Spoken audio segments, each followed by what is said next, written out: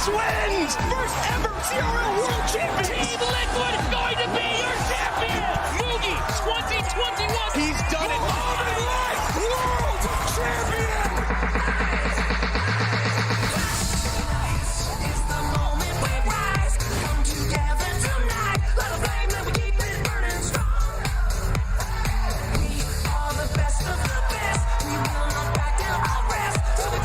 The Clash Royale League starts now!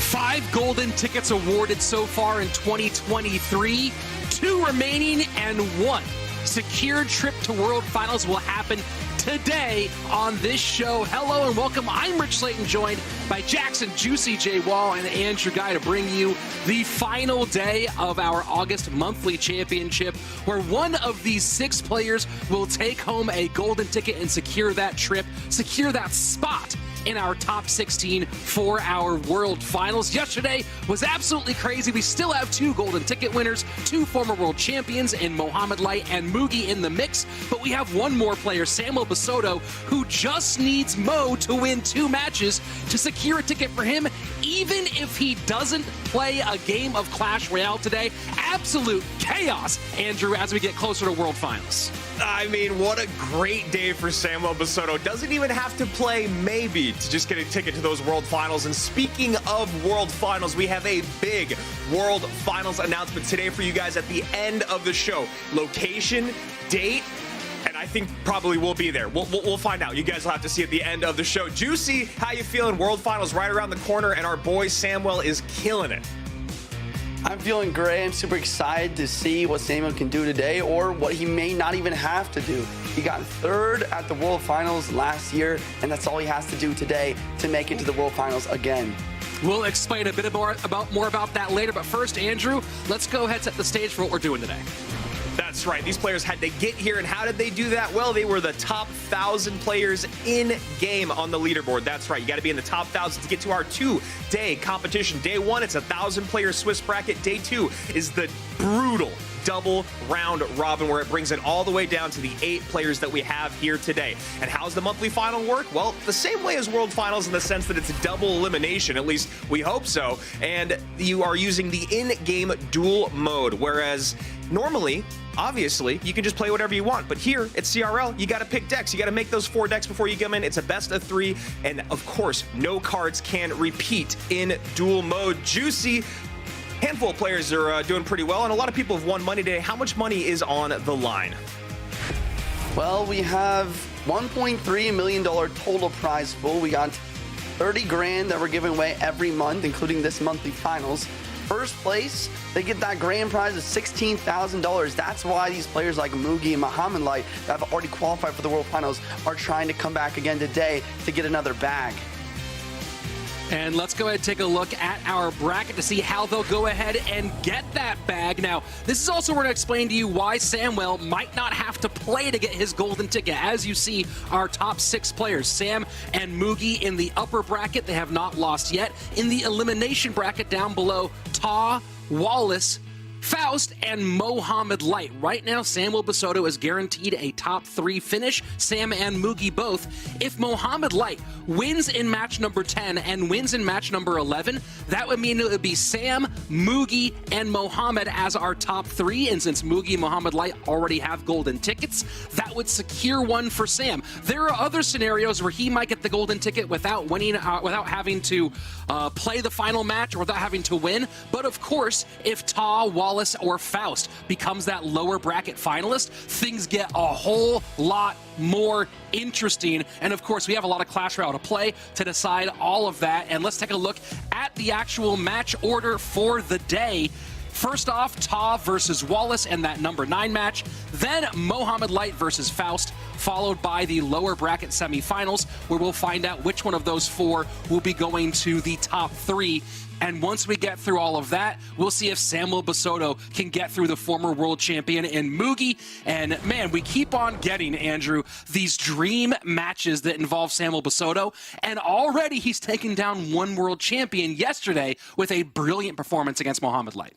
I mean, it was crazy yesterday what we saw out of Sam, and when I say crazy, it's almost crazy that it surprises us, right? Because he's one of those guys that has the skill set. He has everything that it takes to be one of the best in the world. I think one of the biggest questions has always been about Sam's work ethic, and it's always tough when you're someone that's so naturally gifted. You don't really have to work as hard as a lot of people out there in the world, but you combine that gift with the work ethic, which, Rich, is something you were talking about. You said Winwoo is saying, dude, you have no idea what Sam has been grinding like lately. That becomes a very dangerous man behind that King Tower, and we saw it yesterday in a beautiful 2-0 set over Muhammad Light. Not only did he play exceptional, his deck picking was on point. Juicy, something that you had mentioned Sam has maybe struggled with a little bit, or at least his deck picking is usually not on point with someone like Mo, who's working with Jebez, where it's usually almost always perfect. Absolutely. I think Winwoo has done a great job so far, getting at least even or a slightly advantage in their matchups overall. I mean, like you said, versus someone like Mo and Jebus, it can be very difficult to do, but he got a 2-0 sweep versus the world champ yesterday, and I'm sure they're going to continue that success today. Well, let's go ahead and take a look at what you guys think we are going to be doing today, because here we go, predictions. And yesterday, I had a pretty nice day, and we are all over the place. Match number 1, the two of you going Ta. I'm picking Wallace in that one. And then, of course, all three of us going with the Pharaoh in our second match of the day, match 10. And then a little split here again with myself and Juicy both taking Sam, and Moogie the pick for Andrew. But Andrew, let's go ahead first and talk about match number 9, our opening match of the day. Why are you going with Ta here? You know, I don't really know why, honestly, and I know that's not what you want to hear out of a commentator, but yesterday, you know what, I'll tell you this. When it comes to gameplay, I can't put my finger on it. That's probably what I should have said instead. But when I talk about momentum and what I saw yesterday, Wallace had a grueling set against Adriel. I mean, one of the greatest comeback wins we've seen on the CRL stage, whether it's monthly finals or world finals. Adriel really took it to Wallace in that second game. Wallace was able to come out on top. But that being said, I felt like what happened in that game too, not only does it wreck your brain mentally, and I'm proud of Wallace for being able to come back, but that kind of mistakes, they shouldn't happen at this level. And, you know, you give him credit because he was able to play through it, and you don't want to be too hard on anyone because we've all had those games where we're up early and then we lose. But I just didn't love what I saw. And then on the other side of it with Ta, he was like a man possessed. I love seeing kind of that chip on your shoulder attitude, that Kobe attitude that Ta is bringing to CRL, because I feel like he's an underdog in every situation he's in. And I'm liking Wallace in this one myself. I like his tenacity, and I thought that we saw both some top-level gameplay and, of course, in that Muhammad Light, some challenges. But I thought the deck picking was interesting. Juicy, you're going with Ta here in this one, though. Yeah, I just really liked what I saw in that first round from Ta yesterday. I actually picked Ta to beat Moog yesterday as well, just because I was so confident in him. But I mean, obviously that was a mistake. You don't want to pick against Moogie, but look at this game versus Faust. Like, he just got a nice 2-0 sweep. He played fantastic, and that's why I had to pick him today. Well, yeah, it's crazy that, like, Faust is like he's the favorite in that matchup, right, Rich? Because even though Ta has won a monthly final, Faust, with his points and I think with his accolades just in the world outside of CRL, it feels like he was kind of the favorite there, even though Ta, again, has won a monthly final. He certainly was the favorite on paper, and I picked Ta in that matchup, and a lot of it is I still think that Faust is in his head a little bit during these monthly final competitions. Again, he's gotten 8th place. He's gone out in the first round twice, made it to the top 3 once, and then now gone out in the second round. So to me, that says there's something that's not clicking for him, and I don't think it's a skill set issue. I think it's probably a mentality or nerves issue. He did great this weekend, obviously winning live on stage at the BESF Cup in Belgium, but something about this stage has been challenging for him. And Ta, we know he's already won that, right? Once you've won a monthly final, you know that thing where you know you can do it. Once you've accomplished something once, it kind of breaks that barrier down for you. And that's a big, big thing for a player like Ta. We saw some nervousness, some breaths out of him against Moogie yesterday. And, you know, I'm not super confident in my pick. I'm going 55-45 Wallace, but I am picking Wallace again just because I got to go with the passion of Wallace here. But Ta could very well pull this out. It feels like this is kind of the last opportunity for both of these guys. And I know that that doesn't even make sense because we have another monthly final with a golden ticket, but it just feels like this is their moment. They're both kind of firing on all cylinders. They've able to put it all together to get to where they are today on day 2 of a monthly final. I think maybe Ta has gotten to day 2 this year, but I know Wallace has not.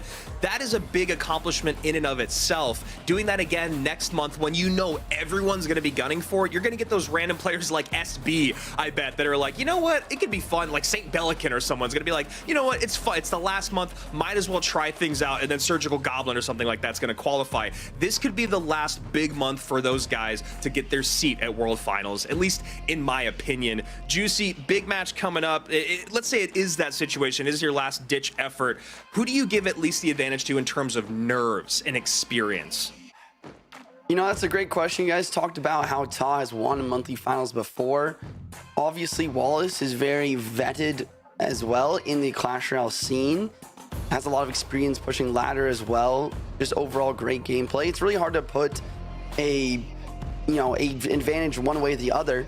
I do agree with what you guys were saying, though, also about them having the last chance here to kind of qualify, because they're really not, either of these players, they're really not on that leaderboard for the points as much, because the other way that you can qualify for the World Finals is those points. But if you don't have those, if you cannot get to that top 2, you need to win that golden ticket. Well, let's not forget that Ta is currently just one position out of the top 7.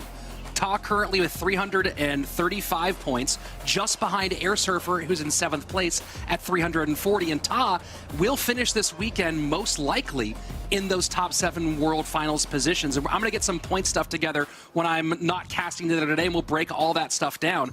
But I was going to say, I think that maybe because of that, since Ta is actually on the bubble, but Wallace is really, really far down. Wallace is in the 30s. I think the pressure must be much higher on Wallace going into this match as we jump into Wallace versus Ta to start off our day. I'm going to go ahead and say the top is running Royal Giant. Oh, wait, we're a minute in. All right, my bad. Good call there, Andrew. Good call out. Now, interesting pick here from Ta with a... Yeah. Is this Goblin Giant Sparky? Wow. It is. I was just going to say, it has been dominating the leaderboards, which makes me sick. I don't care. Like, it's like when Barb Hut was popular. It doesn't matter if it hasn't been popular for years. I don't want it to be popular. And it's just because I hate playing against Goblin Giant Sparky. One of the most frustrating matchups, because it feels like they just do the same thing over and over again with like one small change, and then all of a sudden it breaks through one of those times. Perfect defense there from Wallace. And just a note for everybody here, even though we have Wallace bottom of the screen, Ta on the top in cameras, the gameplay is flipped. Wallace's gameplay is top, and Ta is on the bottom. Well, Rich, we have a hurricane coming here to Southern California today, so we're trying to keep everyone on their toes. Sure, yeah. Make sure that you are, getting your life preservers ready and head for the hills, I guess. Yeah, right? I don't know. Stay safe, everybody, down there in Southern California, Nevada, Arizona, northern Mexico. And there she is, the trash can on wheels. It's been years since we've been able to call her that on a CRL broadcast. And you know what, Rich? I take everything back. I'm happy to see her face, her coil, whatever. You know what? It is at least compelling to see something so far outside of the meta that we've been used to for months on end. And that does at least bring some excitement. This might be a deck that frustrates lots of people, but if there's one thing Wallace probably didn't pick he'd be up against when facing Ta, it's got to be Goblin Giant Sparky.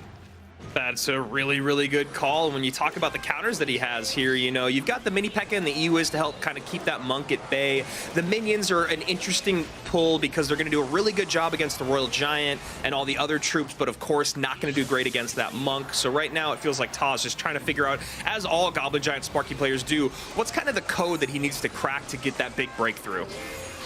Well, here's going to take one shot from the Evolved Royal Giant, but the mini P.E.K.K.A. along with the Evolved Barbarians will get some work done.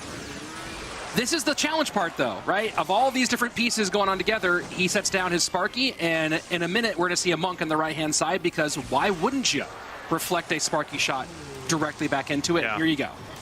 Maybe Evoed Barbs, pressure left side, you know, is something to think of. Sparky's going to get pulled to... No, Goblin Giant gets pulled. Arrows get reflected. And that's the interesting part, right? Is that the Sparky does get reflected on the first shot. It doesn't kill it, though. So we'll see if maybe Wallace wants to back that reflection up with a bar barrel or something else to make sure the Sparky does get off the board, doesn't get that important, and as we've all experienced, deadly 1 HP Sparky shot. Just a random aside, I think Wallace is using like his phone camera or something, because every time he tilts his phone up, it's like perfectly lined. It's like cinematic mode on his face.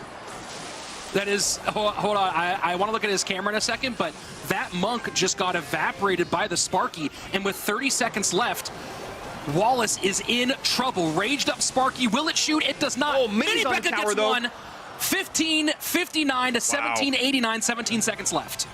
All things coming together, and Wallace still just barely behind now. Back on the offense with the RG. Sparky does allow one shot to come through, and just like that, Wallace should be able to take it. Yeah, fireball comes in last second, and that's the... Go ahead. I mean, that's the crazy thing about that deck is that, like, one Sparky shot can happen, 2 loses you the game, but 1 usually isn't enough. And that was absolutely... Whew. I mean, that's a nail biter. That's exactly what those decks do to you. Yeah, that was bonkers. That was bananas. And now I think we are going to be getting ready for game number 2 here in just a moment. And we're taking a moment to just get some adjustments there. Oh, you're getting a little zoom in on the camera for Wallace. That's what's going on. All right, here we go. Game number 2. And looks like we might be getting into mirror match territory. Yeah, could be. Almost assuredly is. And it's interesting how a lot of fun. Yeah, I was gonna say it's so interesting how the evolution being added tonight took this deck, which has been a really popular ladder deck. We've often called the Remy deck, the Minor Wall Breakers deck, the pro warm-up deck, with how many players would use it to just practice interactions and get their gameplay loose beforehand. But it's shot it from being an occasionally played competitive deck to being center meta for competitive Clash Royale. Yeah, it's just the layers in which you have to worry about, right? It's the Knight first, you have to worry about the Magic Archer behind, the Wall Breakers behind that. Well, the Miner also is on your tower, getting tanked for by the Evolved Knight. There's just so many layers. And then before you know it, that second Magic Archer NATO is down. So I love this deck. I love playing with it. I love watching gameplay with it. Yesterday, that spot right there, we saw King Tower activation. I guess apparently it doesn't need to be pushed. The Magic Archer can just activate there.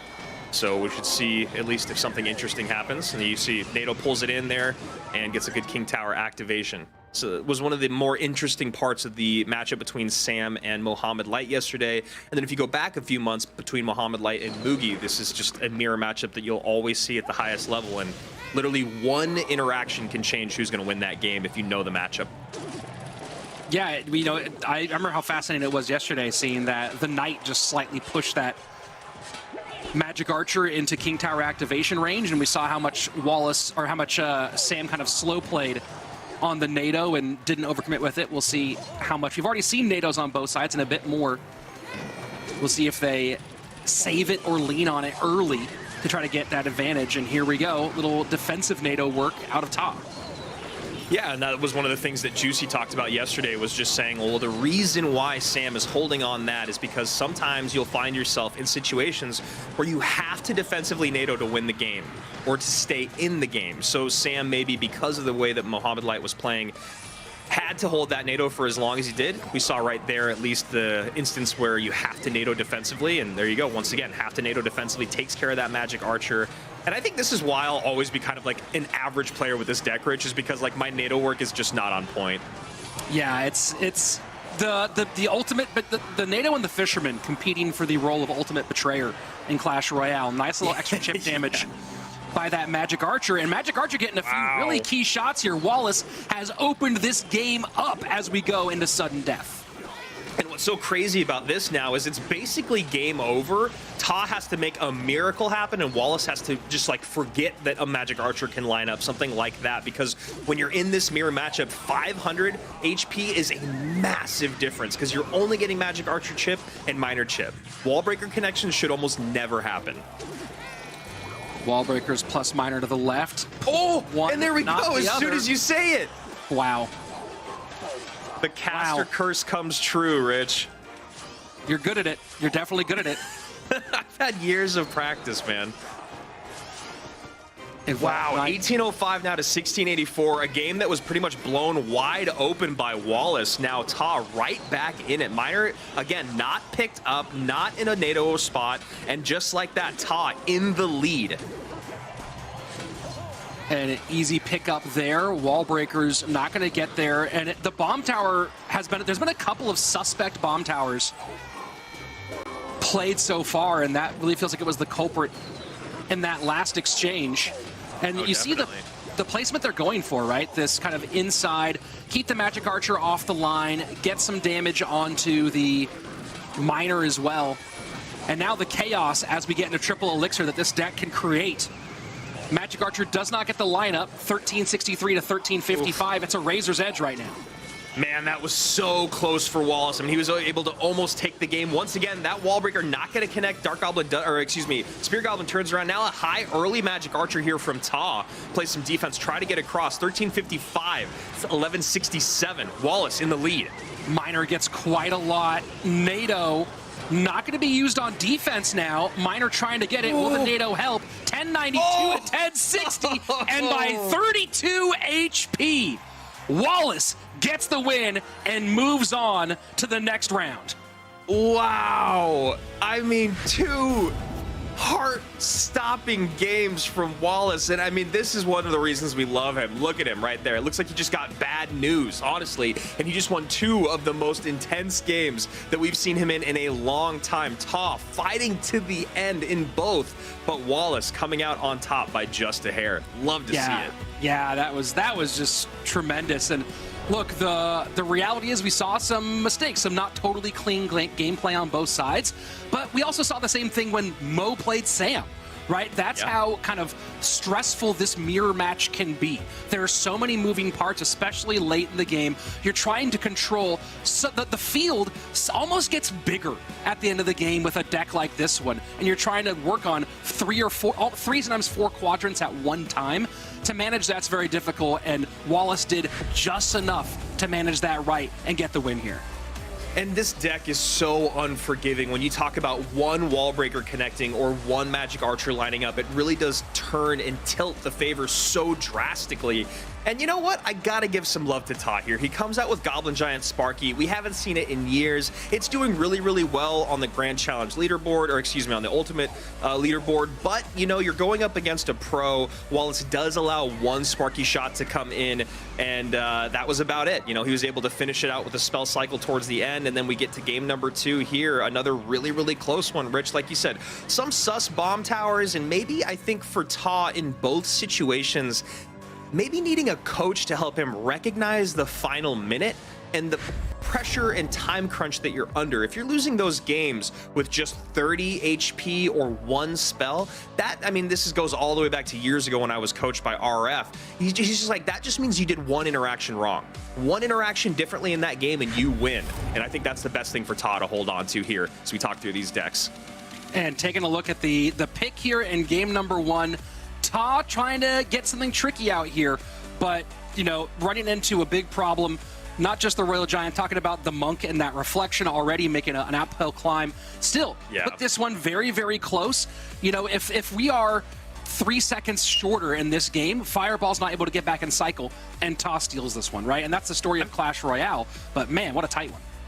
Yeah, and he does it with the Electro Spirit and the Monk in the deck, so an uphill battle for sure for Ta. And then you go to game number 2, like we've seen many times before. We talked about it a lot yesterday. The mirror matchup here, the Evo night, a lot of fun. Go back and watch this game. Go back and watch the game between Sam and Mo, and you guys can get a little bit of practice in. And that's it for this set. I mean, Rich, once again, you are on a roll this weekend. Ta was the pick for both Juicy and I. You stuck with Wallace and Tribe Gaming, and he was able to do what he does, win, and somehow not look very happy about it.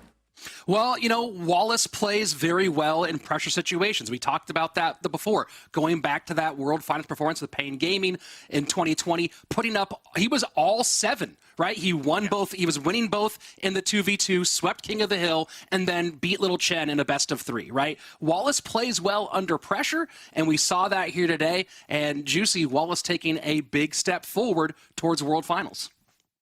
Absolutely. He played fantastic. But one thing that I want to point out was just how many mistakes Ta really made in that last match. Yeah. Especially at end there.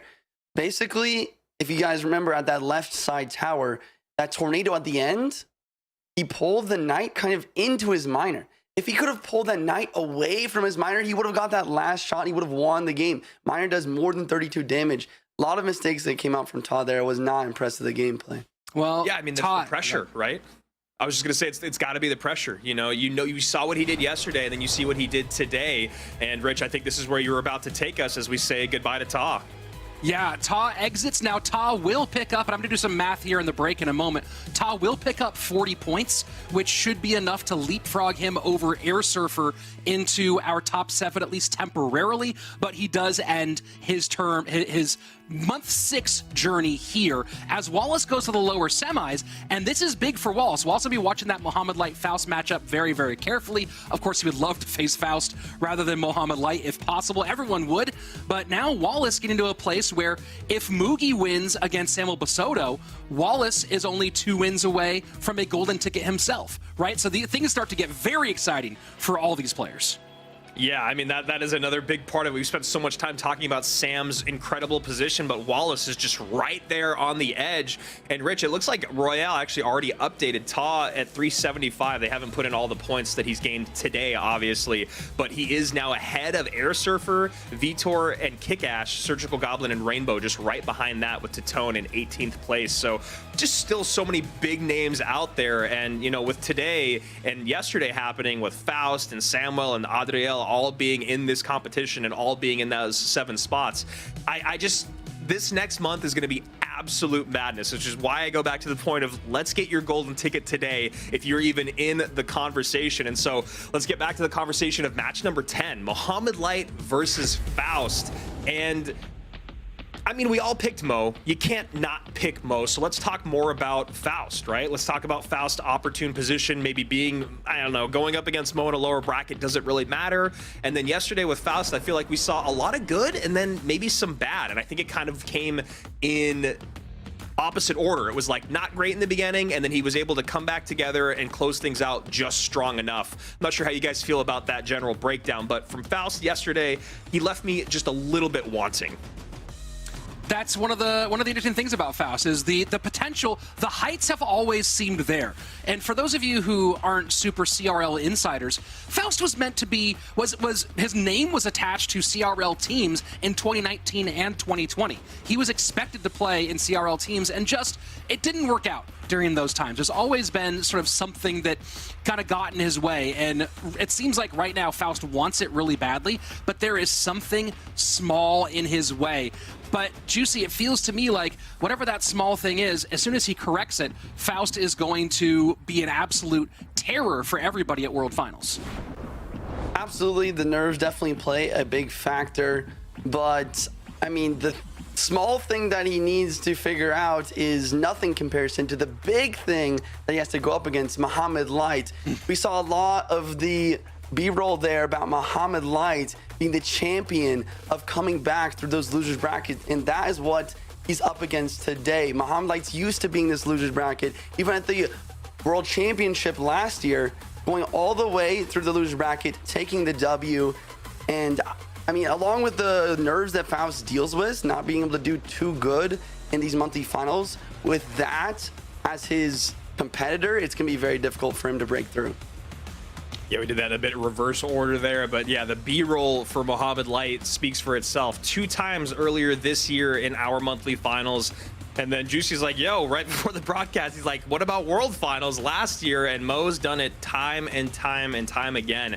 And I think really it's the World Finals playing through lower bracket that is the most impressive. I mean, obviously it's the biggest thing in the world, but you think about being live on stage, so much on the line, Juicy. I mean, you've been there, you've played live for big amounts of money. Mo was playing for 5 times that amount of money on the biggest stage, and he still was able to come through the lower bracket from the first round loss. So Faust is against a person that has done this many times before, and looks like Mo could be maybe going to a 2021 throwback.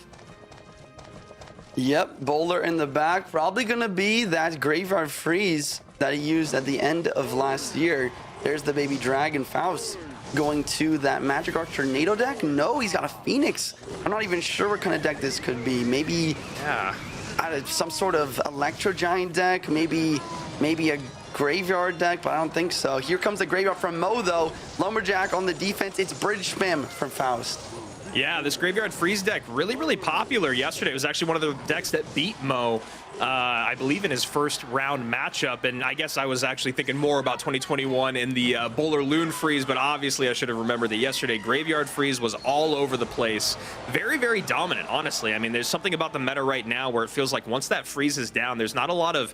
I mean, even if you look at the bottom of the screen, I guess the Magic Archer is probably the best when you talk about playing it behind King Tower, but otherwise, in a lot of the most popular decks, it feels like there isn't that second layer of graveyard defense once that freeze comes in, and we saw a good amount of that yesterday. Yeah, that's a great call. Maybe it's just because a lot of people are using Fireball, Lightning, and other spells rather than the Poison. We haven't seen a lot of Poison today. Usually it's paired with the Miner, but instead people are pairing it with the Tornado and the Magic Archer. So it makes sense why the Graveyard's kind of coming in the meta here. Yeah, Juicy, I was actually watching your stream the other day, and you were talking about how Minor Poison is still so strong, but it's just not played that much. What's your, general thought on Minor Poison right now, especially because Graveyard is becoming more popular? Minor Poisons is great. Obviously, the Miner got nerfed a little bit ago, but it really doesn't change the fact that it's still the most consistent win condition in Clash Royale. There's nothing like it. For example, Log Rider, it gets countered by buildings, NATOs. You know, you have the RG, Mini P.E.K.K.A, Barbarians, but the Miner, what do you do to fully counter a Miner? It almost always can get chipped. Yeah, that's a really good point. And Mohamed Light struggling with the Evolved Knight on that right-hand lane. I mean, he was able to stop it in its tracks and really not take too much damage until here we go. The defensive freeze, never want to see it after the Ram Rider connects as well. So 1998, 1075, Mo still here in the lead, but Faust showing some signs of a good fight. Yeah, I want to just quickly point out the macro idea from Faust to completely switch lanes in this matchup. It's 100% necessary and a fantastic idea. You never want to go same lane as your opponent versus Graveyard because they can defend and counter push. Love the opposite lane pressure, but Mo Light going to take a little bit of advantage here of that by going for a nice Tornado here and getting that King Tower activation. Yeah, Mo building up at the bridge here, though. Units not with a lot of HP, and obviously the Inferno not going to be the best unit to get on top of that Magic Archer. Could be a tank, but Mo doing the correct thing, resetting here in the back. 1998, 1075, still in the lead by quite a bit. And just trying to control the pace here on the left-hand side because, you know, Faust needs to build a big push together like what we saw on the right-hand side. It was a Phoenix, it was an Evo Knight with a Ram Rider behind. That was the only time we've seen good connections. Here comes a Ram Rider in the back on the right side. Once that Boulder is out of cycle, Mohamed Light going to be having to use the Barbarians on the defense here. Evil Barbs are on the board. This counter push is going to be immaculate with this split lane pressure. Here comes the Graveyard. Evil Knight is on the defense, but he's going to have a freeze ready to go at 4 Elixir. Little surprised by the Heal Spirit behind with the Barbs coming in. No freeze comes down. 427 remains. Mo recognizes he doesn't need that extra damage. He doesn't need to steal the game. What he needs is that freeze defensively. Maybe if this Ram Rider comes down, there it is. Freeze should be coming down any second. There it is. That's just such a great idea from Mo. Mo Light is probably the king of doing that. I don't see many other players doing stuff like that. Once he gets in the damage lead, he kind of just sits back more on the defensive, just playing safe. And what a beautiful just restraint there from Mohamed Light. I couldn't agree more, Juicy. I think it's such a great call. Oh, wow, and the Inferno lineup. Magic Archer gets taken down, though. It's one of my favorite things about watching Mo play. I mean, he probably could have just ended that game with a freeze, but then he finds himself in a spot where he could maybe lose from the Ram Rider, right? And it's just like, he's so good at understanding the macro of the game and min-maxing in situations where it's just like, what do I need to do here for the absolute best result? Nice prediction there with the Inferno on top of the Magic Archer, and Mo Light doing Mo Light things. That's exactly what I was thinking. Mo Light doing Mo Light things. Perfect gameplay all around. A great deck pick to back that up. Having the Bowler and the Barbarians for that Ram Rider. The freeze, along with, like you said, Faust just not having that great of a Graveyard counter means a perfect game in game 1 to Mohamed Light. Yeah, Juice, I really just love that we both, in the middle of the gameplay, just going, man, the patience from Mohamed Light to recognize his position. And he did it early on. I mean, even you were calling out, you know, the change lane from Faust was where he kind of got some damage. And Mo goes, all right, I think I'm trying to play my game instead of trying to adapt to yours. He had like a 900 HP lead, and then he just sat back, defended on the left-hand side, and got one more graveyard in, I think, for the rest of the game. Absolutely, and that's all you really need with a graveyard deck like that. As long as you get 1 or 2 good pushes, better the freeze, you can get all the damage you need. The patience was perfect. Also, the ability to just sit back and wait with those Evo barbs to get ready for the opposite lane pressure. It was perfect all around. And then converting that into the counter push, I mean, perfect gameplay. We are hopping into game 2 here. We have Faust. Oh my goodness. Another Goblin Giant Sparky. Sparky's getting so much value here, taking out the Barbarian. Fireball has to drop down, but the damage lead is all the way in Faust's favor.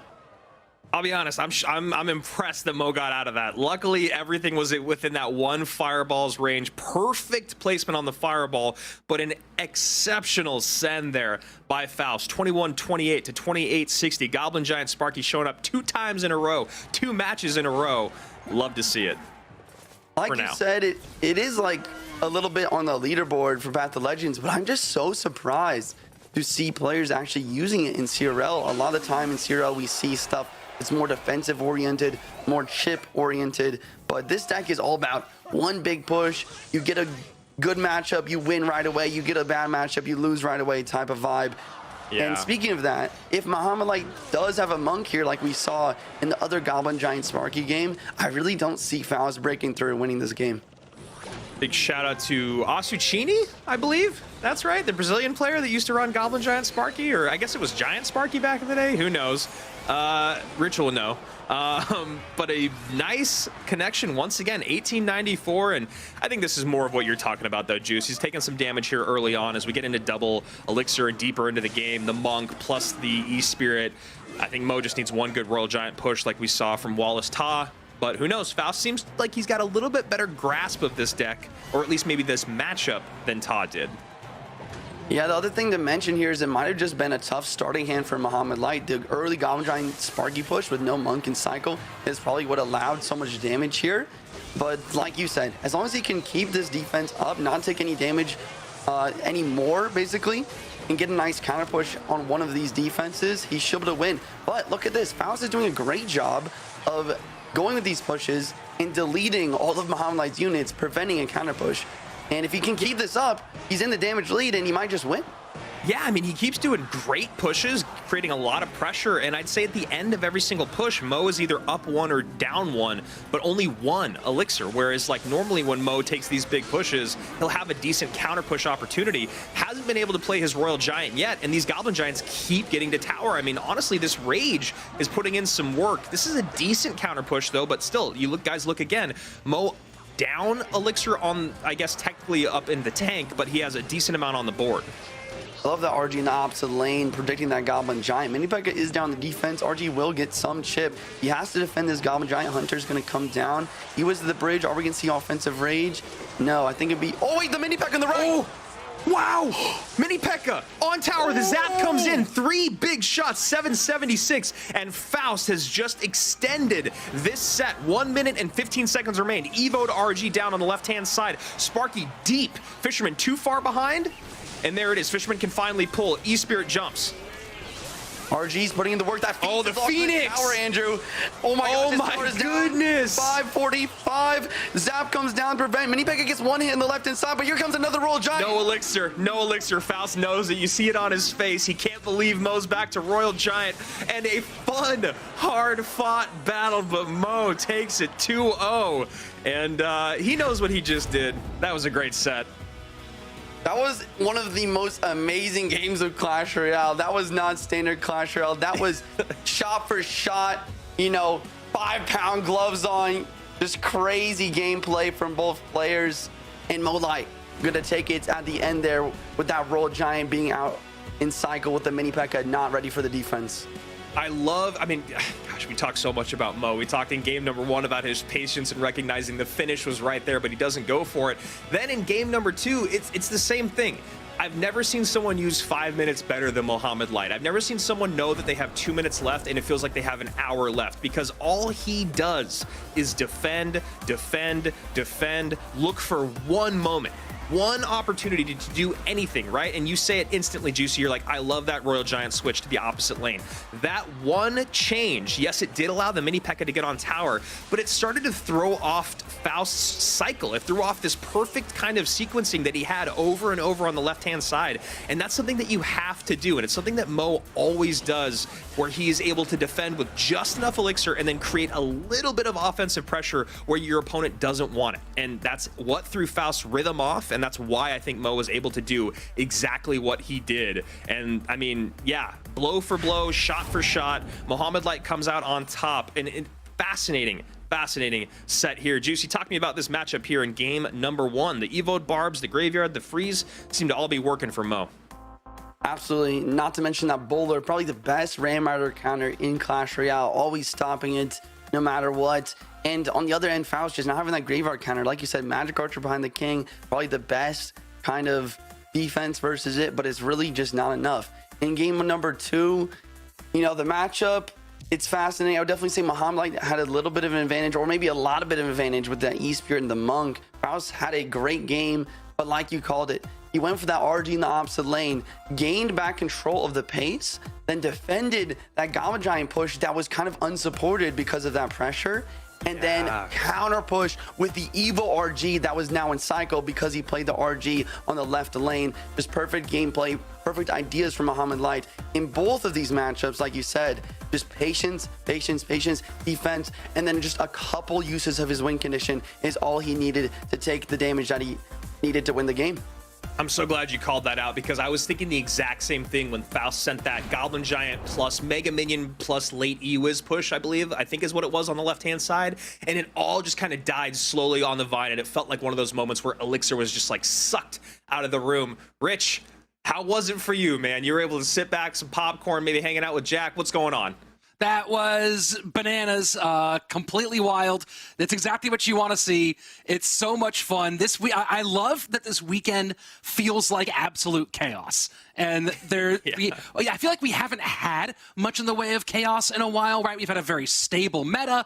We've had a very stable, complete, he wins every single time champion in Mohamed Light. Yes, he's still in this one, but just this is a weekend, this is a day where it really feels like anything can happen. And that's what I love about Clash Royale at its highest level. This is so much fun.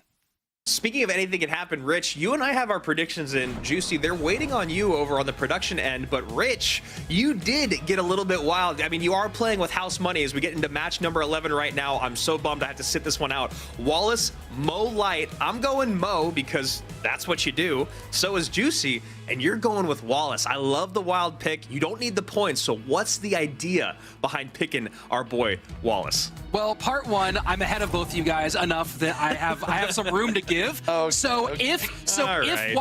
Wallace wins this one, I pretty much lock up the weekend, right? So like there's some of that play, but also look, the head picks Mo, the heart picks Wallace. Just we saw the gritty win, the gritty fight in that last one.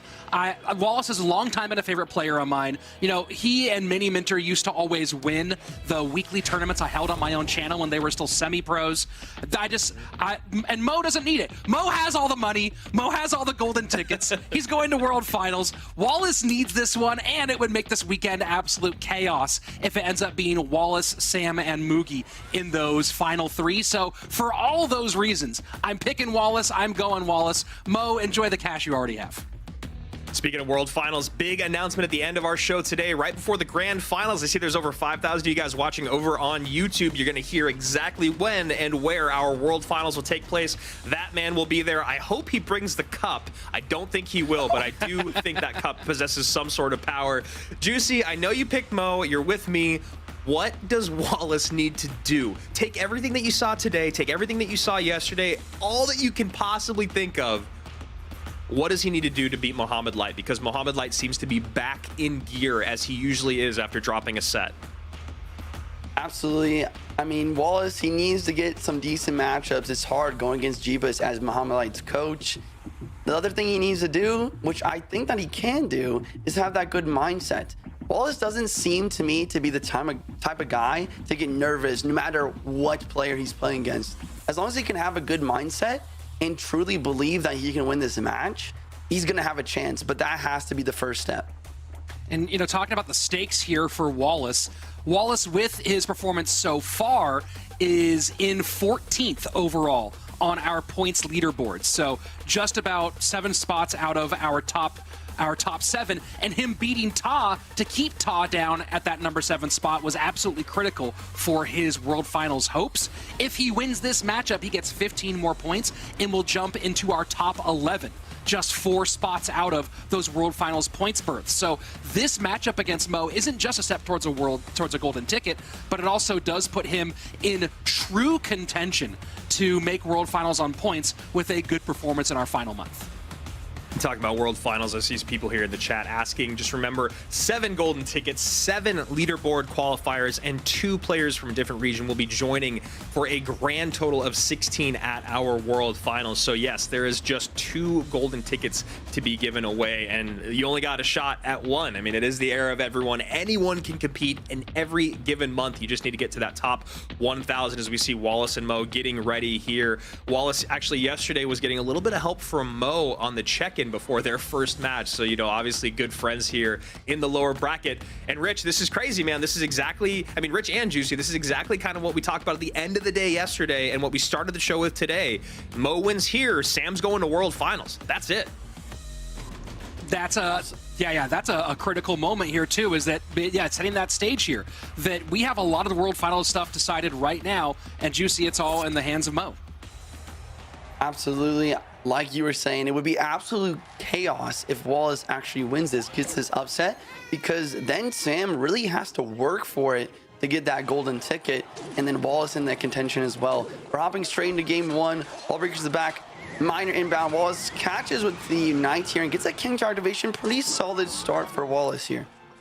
Yeah, that's not the easiest King Tower activation, and you also have to make sure that you're fine taking that damage. So a big connection on the left-hand side will give Mo that opening, but now Miners, Bats, you see a little bit of help right there. All going to take a bit more from that activated King Tower. It looks like Splash Yard here from Wallace. Yeah, very fascinating pick. We don't see Splash Yard used very much in the competitive scene. It's more of a ladder deck. Going to Splash Yard, though, it should be a pretty solid matchup overall for Wallace, I would say. Muhammad Light is going to have that poison, though, which is probably one of the most consistent counters to the Graveyard. It can definitely go either way.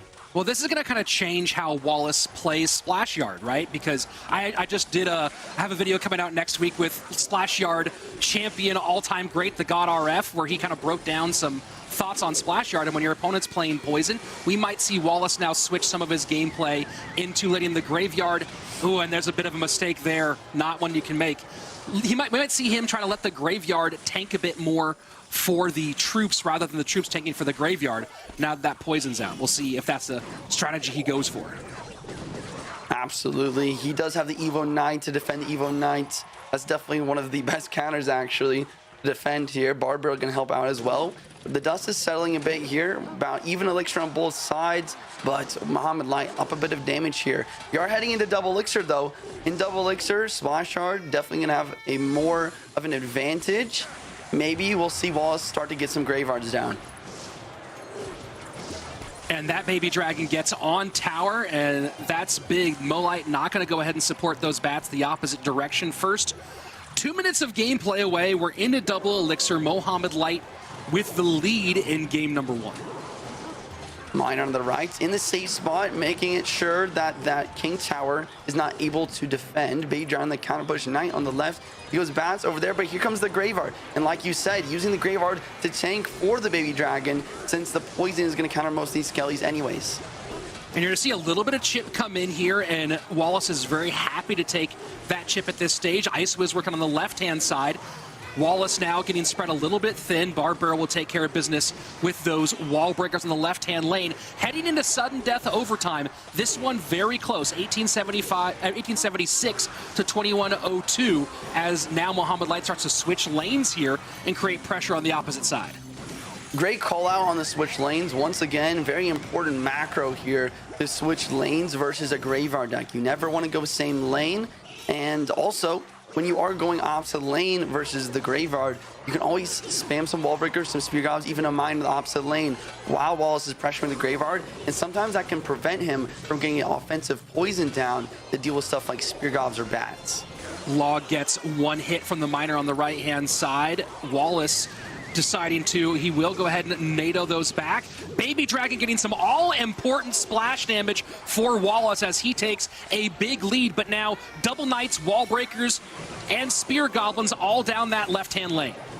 Ice was trying his best on the defense. Barbarell's going to come on through. This King Tower activation is helping a lot on the defense, but here comes the miner bounce to the right side. Spear comes to the left to continue the pressure. Does he have something for the Evil Knight? He's out of elixir, and that's going to be game, ladies and gentlemen. Mohamed Light with the counter push, absolutely destroying Wallace here. Wallace just not able to keep up with that elixir. The hard part there for Wallace was he had no way to stop the knight from walking, right? You look at that Splash Yard deck, you really only have 3 troops, right? You have the knight, you have the Ice Wiz, and you have the Baby Dragon. And the Tombstone certainly helps, but that Evo Knight kept on walking around, keeping that 80% damage reduction, and that was just absolute horror for Wallace in those moments. Yeah, and that's just something that we're not used to seeing, really. If that knight is not the evolved knight, the King Tower, all 3 of those, or the 2 Princess Towers with the King Tower, like that would just absolutely obliterate knight, but he's always walking.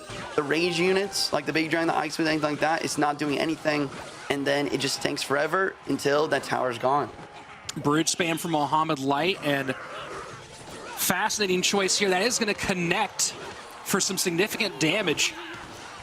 And bait here for Wallace. So Wallace doing everything to stay unpredictable against Mohamed Light and Jebus. I mean, it makes sense. If you give Mohamed Light a good matchup, you're not going to win. So being unpredictable is definitely solid. But at the same time, when you are unpredictable, a lot of the times you could be susceptible to using like decks maybe you're not as comfortable with, or maybe that just aren't as good in the meta. For example, I'm just not in love with this bait deck in the meta, especially if Mohamed Light has the arrows here in this bridge fam deck. The arrows could be some immaculate value in this matchup. And nice little kite there, just enough to give the Dark Goblin room, plus 1 wall breaker connection. So very cleanly played by Wallace as we pass the midway point of regulation time. Valram on the defense, going to counter push a bit. Bandit's ready to defend that. Bandit will be able to stop the charge here.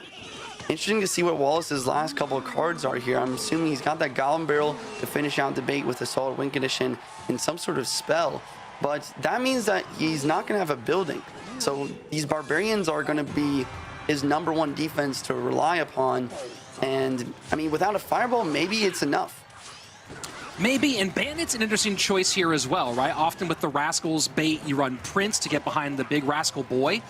And not seeing a big spell here yet is certainly confusing. Evo Barbs to stop the Battle Ram. Magic Archer going to get a lineup? Maybe? No. Bandit gets in, and now this is a lot on the board. Barbs and Bandit tanking right now for the Goblin Barrel, and that's some great damage for Wallace on the right-hand side. In our second game, Wallace takes an early lead. Can he maintain it, or will this look like the first? Here comes the Battle Ram. Bandit will stop it. Magic Archer's trying to line up on the Rascal on the right, but is not able to. Darkov dropped here, but it gets taken out by the Bandit immediately. Wallace shakes his head. He knows his mistake. Magic Archer counter pushing. Will it get damage? No. And controlling the Magic Archers certainly critical here. Heal Spirit plus the Archer Queen will shut that down on the right-hand side. Big spammy push on the left-hand lane. Barbs will meet this one up high, but that Battle Ram gets really, really deep and a ton of Magic Archer damage. And just like that, Mohamed Light takes back the lead. Barbs in defense on the left. Darkov trying to make quick work of them. Here comes a Goblin Barrel on the right. Does he have arrows in cycle? Yes, he does. Solid defense from Mohamed Light. damage lead is secured. If he can have good defense here, he should win the game because Wallace does not have a big spell in this bait variation.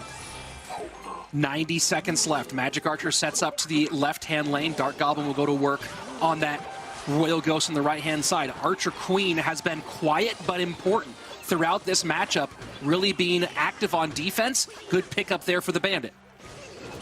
I think the biggest thing that Wallace needs to do is he needs to try and have a good defense with those evil barbs that are now in cycle and then counter push. But as you can see, Muhammad Light's not feeding into that. He's not going for battle rams anymore. He's doing that Muhammad Light play of once he gets the damage lead, focusing on defense here.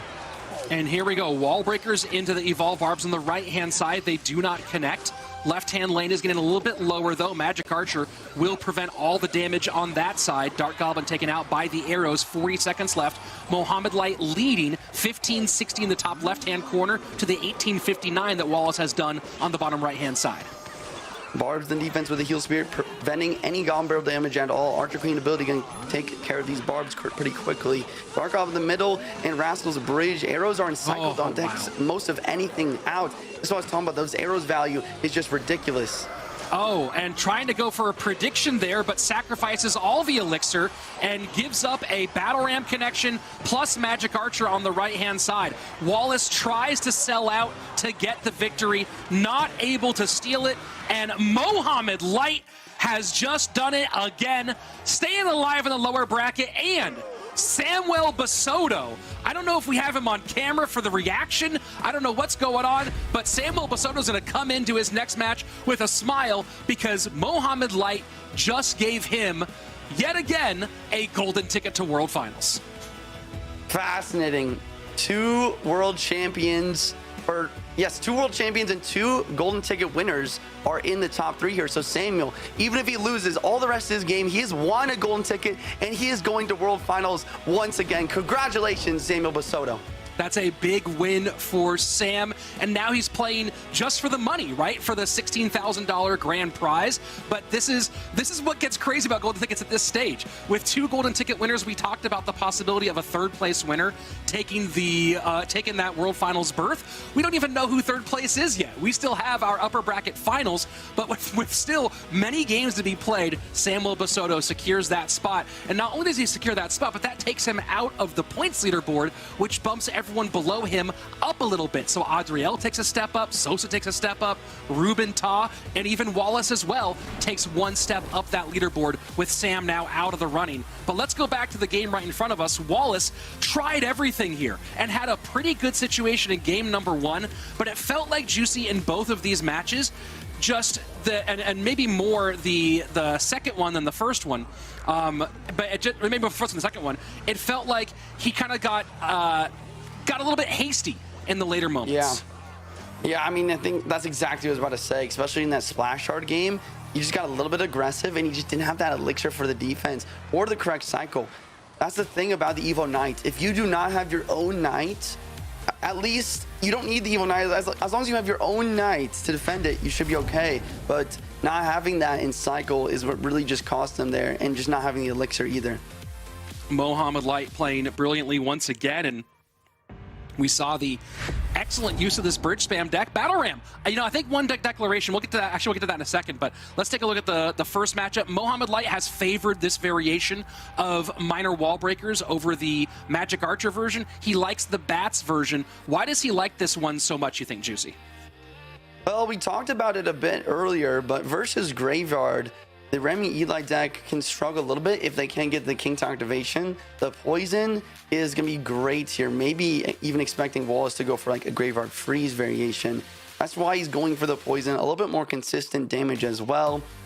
In game two, you talked about the Battle Ram. Battle Ram is definitely not the best win condition in the game, but we saw him use it perfectly here in this situation with the dual lane pressure.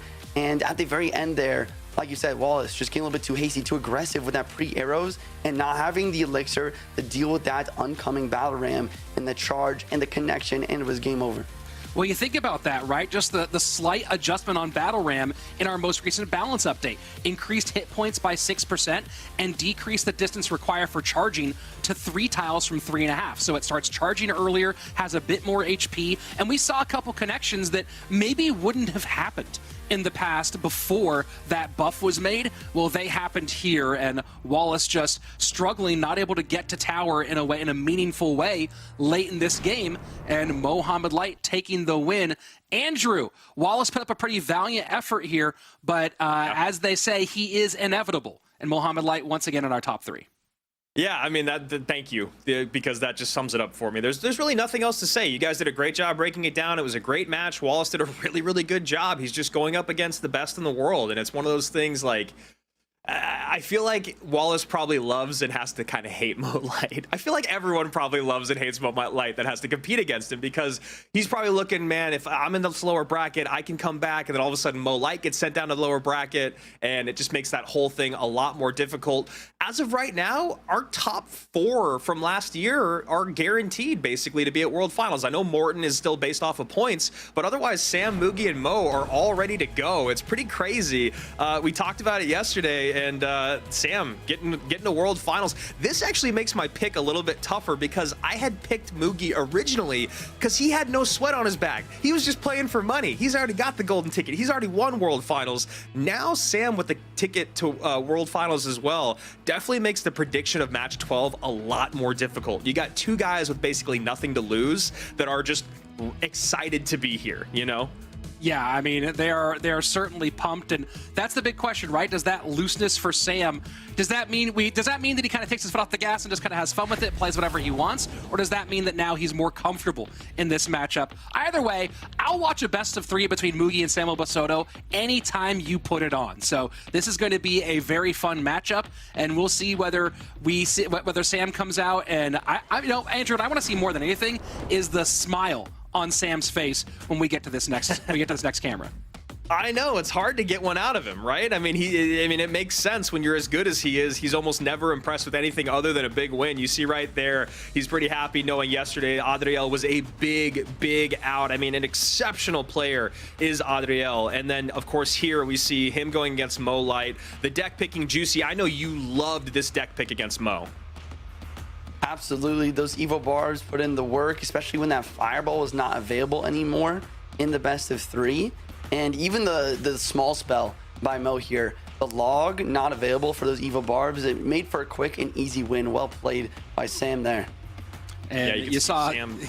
Yeah, sorry, Rich, go ahead. I know you and I both love those reactions. Yeah, we see the smile there because he knew that the biggest obstacle he had was Mohamed Light, and he got it done. And now, I mean, again, the Mohamed Light, he gets the win over Mo, and then Mo gets the win that now makes it so that he doesn't have to beat 2 world finalists to get his berth to our world champions for his world finals berth. What a day for Samuel Basoto. What a weekend. And man, it's only August, and World Finals cannot come soon enough. I am so pumped. Talking about that, I mean, let's look at his opponent in Mugi, one of the absolute best in the world to ever do it. I mean, the only person that's ever actually beaten Mohamed Light on the main stage for World Finals in that grand championship spot.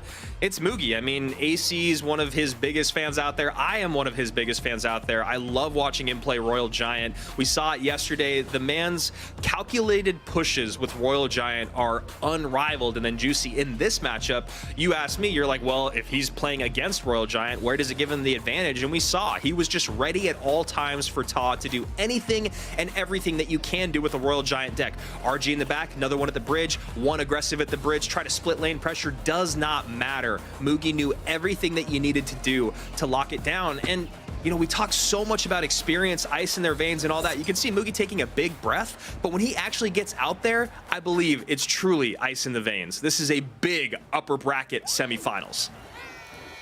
And Sam going with the, we're calling now the Mohamed Light opening for Minor Wall Breakers, the behind King Tower. And I think it's the only opening play that we have named after somebody. We've named decks after players for a long time.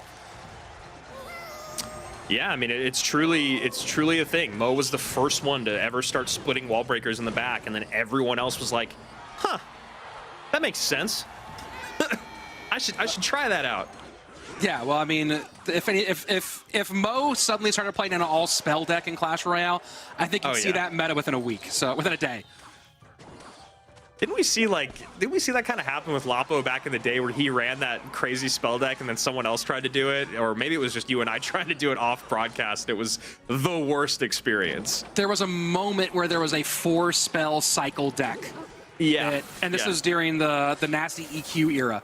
There was a moment that happened. And of course, also harkening back to our first World Finals ever, the full spell cycle deck that was run by, I want to say Ponos against at Immortals in 2v2 in World Finals. For 2v2, yeah. Yep.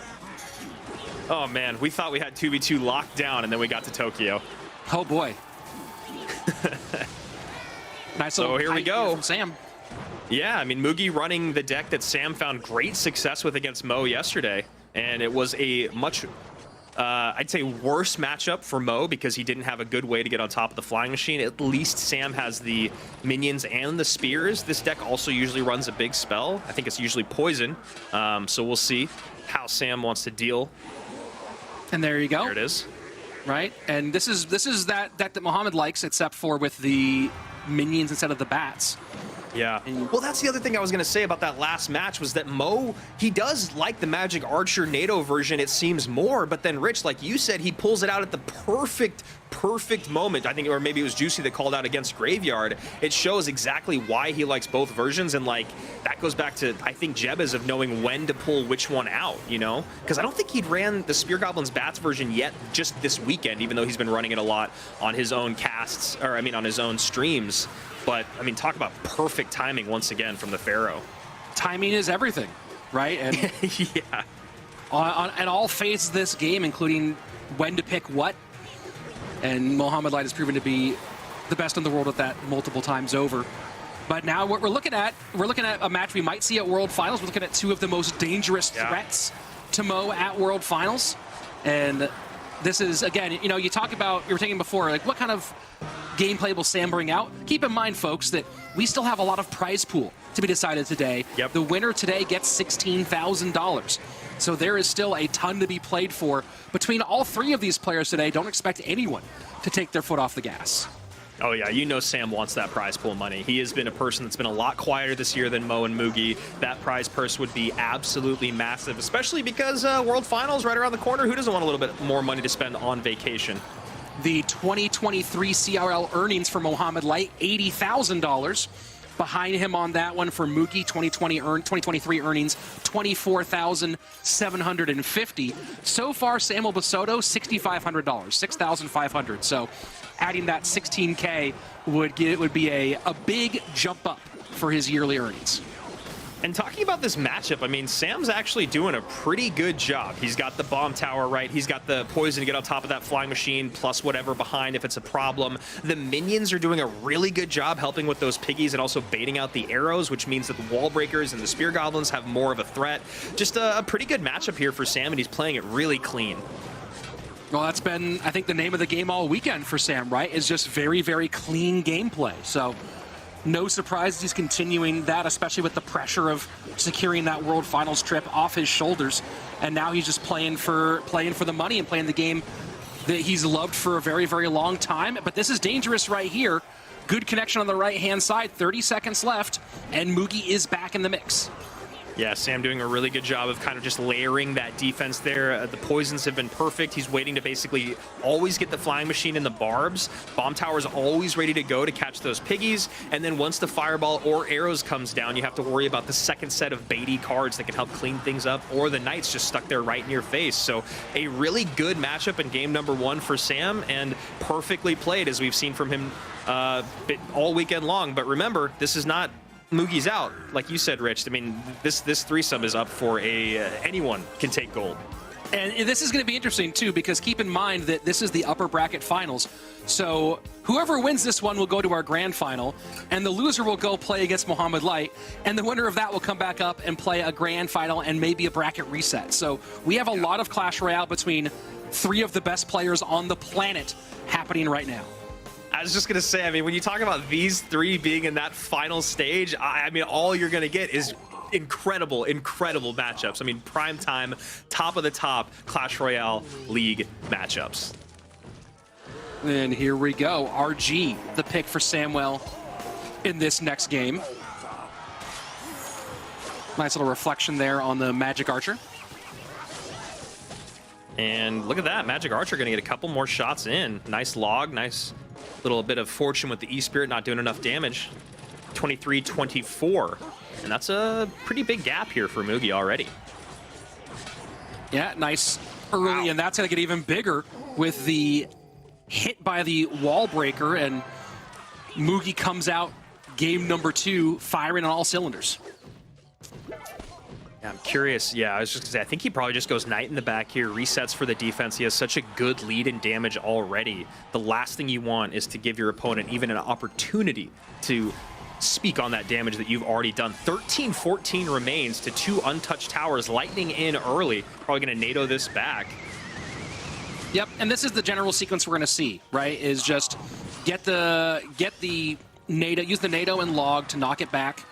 I think that we might see Mugi have to make the adjustment where he focuses just a bit more on, I mean, the bomb tower place is going to be hard now with the lightning now being a factor. But Mugi wants to really make sure he has that log and NATO in cycle when the evolved Royal Giant comes down to get that knockback and keep him from getting into that shooting rhythm. Yeah, I mean, this matchup is pretty good, it feels like, for Mugi, just in terms of all the options he has to keep that Royal Giant from shooting on the tower. I think that one thing that can get a little bit interesting is what we're seeing when we see kind of unorthodox pushes come in from Sam, where he's trying to bait out the big tanky units first. And then we see Evo come down, but then you get Spears. I mean, Spear Goblins, we talked about it yesterday in one of the matchups, and that's actually what Juice was saying right there. Love to see it. Spear Goblins were the biggest problem when you talked about Evo'd RGs and regular RGs having any sort of effect against decks like this. Great Magic Archer lineup here. Wow. Sam. Oh my goodness. That was beautiful. And Rage here in this Royal Giant deck as well. So just kind of fascinating all around. But either way, yeah, Mugi just threw a ball downhill and ran behind it as it knocked everything out of his way. That was crazy. Yeah, that was like a POV of a bowling ball getting a strike. That was absolutely beautiful stuff there for Mugi. But what I was trying to say was that Sam ends up running Rage, which is something Juicy talked about yesterday, because Spear Goblins are so popular in the meta right now. And for some reason, Spear Goblins keep coming up in these Royal Giant matchups. There was no way to get to them yesterday. We saw Bar Barrel fall short. We kept saying we needed Log or Rage. And then we see Rage come out here for Sam, take care of those spears. But Mugi decides to go full send opposite lane. Beautiful tower take. NATO out. Sam is a very good Hog player. Mugi as well. So Mugi goes Hog into NATO still being available. And interesting, Sam not going to be running Hog here in game number 3. Graveyard is open as an option for him. Okay, so going Mortar EQ. And good call there on the Graveyard Rich. Been really, really popular. We saw the NATO out early. Bowler's got to be that. We haven't seen any Bowler Loon freeze, even though I really wished for it at the top of the day. No, it's fun. It would be fun to see someone run Bowler Loon freeze against Mugi, as that's the deck that secured his World Championship in 2021. And anytime that Mo runs Bowler Loon freeze, I'm always like, I just wonder how he feels about it, you know? He's like, this is a good matchup, but I'm mad about it. Hog in, NATO not in cycle, Barb's not in cycle, and this is going to be a nice little Hog shot in for Mugi. And should be easy cleanup here. Yeah, AQ up high, just can pop. Oh, and a nice freeze. Nice timing there. And he recognizes that Mugi's very low on Elixir, so going to have to go down low, and Mugi just trying to control. He's going to take some shots from this Baby Dragon. Nice sequence for Sam to recognize that situation. Yeah, I'm wondering if that's a moment where Mugi, like, forgot really quickly that his opponent had freeze. It feels kind of impossible that he would forget that, but just the placement and the use of the AQ, maybe it was just a cycle thing. Just feels a little too obvious, and you see the damage that he took because of it. Maybe he just didn't think that Sam was there in Elixir, or that Sam was willing to go that low this early in the game. And, either way. This is a scary push when you don't have the Elixir. I believe that Mugi should be okay, but that whole, oh wow, and there you go. Inferno on the tower. Oh boy. Late snowball. Sam really happy about that. Rich, when you are in a rough spot and being a mortar player, when you're like a little low on elixir, you don't have the right response. Those evoed barbs right into your mortar is brutal to deal with. And yeah, there you see the Valk, which he might have liked a little bit earlier in this situation. And here we go. Mortars up, bowler to control, Archer Queen in the middle, and a nice little NATO to pull all that together for Samuel Basoto. Yes. Mugi should be able to get back to a second mortar here and not have to worry about the bowler. Hog does get a hit. But now a lot on the board. And just a wow, full send. Yeah. A big hill to climb here for Mugi in terms of damage. I actually really like this AQ. It's going to pull the units in a little bit. Maybe a late freeze here, but it's got to go down low after the earthquake comes in. A couple skeletons will pile up, and there you go. Wow, they get a lot more damage than maybe any of us anticipated. 254, and still in an okay spot elixir-wise is Samuel. Ice Spirit here to catch. I think he just used it. Yeah, that's trouble. And it looks like Mugi gonna do it. I mean, Sam, excuse me, gonna do it. Gonna take out Mugi here. And this, I mean, again, every matchup gets great because now we get the Mohamed Light Mugi matchup here in a moment. I know, no matter who ends up losing the game, we get to be winners here in the caster's booth. Really great set. I mean, man, bowler, GY, freeze, it has been incredible this weekend. I mean, I think maybe it's lost a game, maybe, but I can't remember. I'm just saying that to protect myself. I mean, look at Sam sitting here going, hey, you know what? Mo might have secured my golden ticket already, but I have some statements to make. I am coming for a world championship. He's taken out 2 world champions today, or this weekend, in Mohamed Light and in Mugi. And now he awaits which world champion he'll face again, as we're going to go down to our lower bracket for a Mo versus Mugi lower bracket championship, and then one of them will go back and face Samuel Basoto. This is the stuff, this is what you want in a Clash Royale weekend, Andrew. I mean, other than, you know, Mugi, it feels like Sam and Lucas and I guess Morten are the 3 that you usually throw in the conversation. You also wonder about those young hot bucks coming up like Arden, like Adriel, like Faust. You know, who can actually do it? Well, Sam has always had this skill to do it, and I think he wants to make that statement, Rich, that, you know what? Yes, Mo has given away golden tickets. He's given away 4 golden tickets, whatever. Arden Toa's got a golden ticket. I'm going to be the guy that gets a golden ticket and beats Mo along the way. I'm going to be that guy that you're going to see at World Finals, and you can see it right now. He's got a swagger with the way he's playing, the poise, a calm. I love the decks that he's picking. I feel like the decksmanship out of Samuel Basoto is the best that we've ever seen him in his career. And the way that he's playing these decks, not only does it show that he's got great deck picking, but he also knows how to play these decks. And that's something that Juicy talked about earlier in the day, is sometimes when you try to be unpredictable, you play things that you're not great with. Well, that's not the case here with the Brazilian.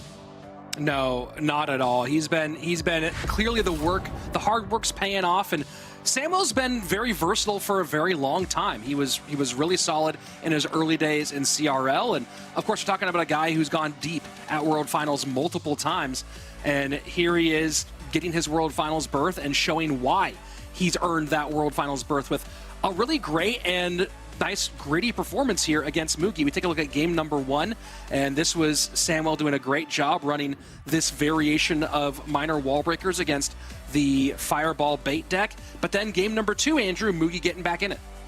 Yeah, Mugi in game number 2 just had a beautiful understanding of the matchup. I mean, this goes honestly back to what Juicy asked me yesterday in terms of like Royal Giant. I mean, that send that happens where he just goes Knight plus wall breakers or whatever it was, plus a Magic Archer right at the bridge. He's played Royal Giant inside and out, so he knew that the best response was going to be a Fisherman or Goblins, but you can't play Goblins when Magic Archer's at the bridge. Fisherman's placed right in the center of the board, and Mugi just does exactly all the things perfectly to blow that tower up. Sam didn't really even have an option to get on offense in game number 2. And then you go over to game number 3, and it just goes back to perfect gameplay from Sam. Calm, great timing on the freezes, having a pretty good matchup here, and then knowing when to pile up at the bridge. I think the freezes on top of the Archer Queens were perfect. I mean, this is just everything done right from Samuel Basoto. And this wasn't against a Mugi that played poorly by any means. This was a pretty good looking Mugi. So, I mean, I love this. I absolutely love our top 3. Well, we saw some great work from Sam in terms of deciding when to push and put the pedal to the metal and when to pull off, and that's one of those things we talk about Mo being great at. Juicy, is Sam him? Is he the most dangerous threat to Mohamed Light as we move closer to World Finals? I think you're right. I think he is him. You know, he's got that natural talent. He's been working hard lately. Watching him play and just beat Mugi almost effortlessly there is just fantastic to see. I cannot wait to see this grand finals match. Before we do that, though, we have to see who's going to win between Mohamed Light and Mugi here. Rich, let me know, what are your thoughts on this matchup? Well, look, it's a dream matchup. It's one of the best matchups ever. You know, we had their match for World Championship in 2021 that Mugi came out on top of, but then Mohamed Light getting his revenge in 2022. And so far this season, it's been Mo the better in 2023. And I think that continues here, and it looks like all three of us are aligned, Andrew. Yeah, I mean, it's just one of those things. You saw the way that Mohamed Light played in that last set, and you saw how Mugi played. One comes with a win, one comes with a loss. Now, while I say that Mugi's gameplay was still nice, and he lost to Samuel Basoto, Mohamed Light's against Wallace's was just next level. I mean, it's exactly what we expect out of Mo. I mean, we even said that on the broadcast. Mo doing Mo things. So I think that's why you got to go with him here. And then I think if we do get to the grand finals and it's Mo and Sam, that becomes a whole different conversation. But as of right now, World Finals rematch 2021, Mugi, Mo, two of the absolute best to ever do it. I mean, probably the two best. I think it's pretty hard to argue that Mo and Mugi aren't the two best in the world after the last couple of years. This matchup, it's always a coin toss, but it does feel like Mo has had the edge as of late. It has been certainly the year of Mohamed Light, and when they met up earlier this season, it was Mohamed Light coming out on top. Juicy, Mugi certainly, as Andrew's pointed out, a world champion, one of the best in the world, but it does feel like Mo has had the edge as of late. What do you think accounts for that? Well, you know, he's got that great team behind him. I think that's one of the biggest things. He's always getting either solid, like 50-50 matchups, 60-40 matchups, or even 70-30 matchups where he's got the advantage off the bat before the game has even begun. So I think that is one thing that really sets him apart here in this best of three. The other thing to think about is just the absolute grind that this man is constantly on. You'd think that after winning every single tournament, almost every single tournament last year and this year, that this man would pull off the gas a little bit, maybe slow down the practice regimen, maybe go have some fun, or like, I don't know, just, you know, slack off. But that just doesn't happen. This man's always grinding, he's always practicing, he's always #1 in the world on ladder, he's always playing the tournaments. It's just great to see the work ethic here from the world champ. I think the biggest thing to kind of talk about here, guys, is just like when you talk about the deck pool, Mohamed Light has like 28 decks played in CRL alone. When you look at Mugi, it's literally half that. It's literally 14 to 28. Now, does he have domination with those handful of decks, the Remy deck and the Royal Giant deck? Yes, but I think after that is when you start to drop off in usage a little bit, and I just wonder if that deck pool is really what it is that separates the two of them. I'm not exactly sure if that's what it is, but it does at least feel like on paper, Mo is more comfortable with twice as many decks as Mugi is at this level. The depth of the deck pool seems to have no bounds. I don't think you could get James Cameron to the bottom of that one with all the exploration he'd go for. And that's been one of those big parts about Mohamed Light. Guys, take it away as we go into our lower bracket final. Yeah, I mean, this is an exciting one, Juice. Mo, bottom of the screen, Mugi at the top. You know they got nothing but respect for one another, and it looks like we're going to see GY maybe going up against Classic here from Mohamed Light.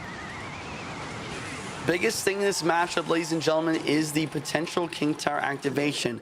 Mohamed Light needs to, and I mean needs to, get a King Tower activation versus a Baby Dragon, or maybe even a Graveyard here with the Magic Archer Tornado combo. Basically, you tornado the Baby Dragon up towards the middle of the map. You play your Magic Archer right above your King Tower, and then the Baby Dragon can splash onto... Wait, never mind, he does not have the Magic Archer version. He has the bats.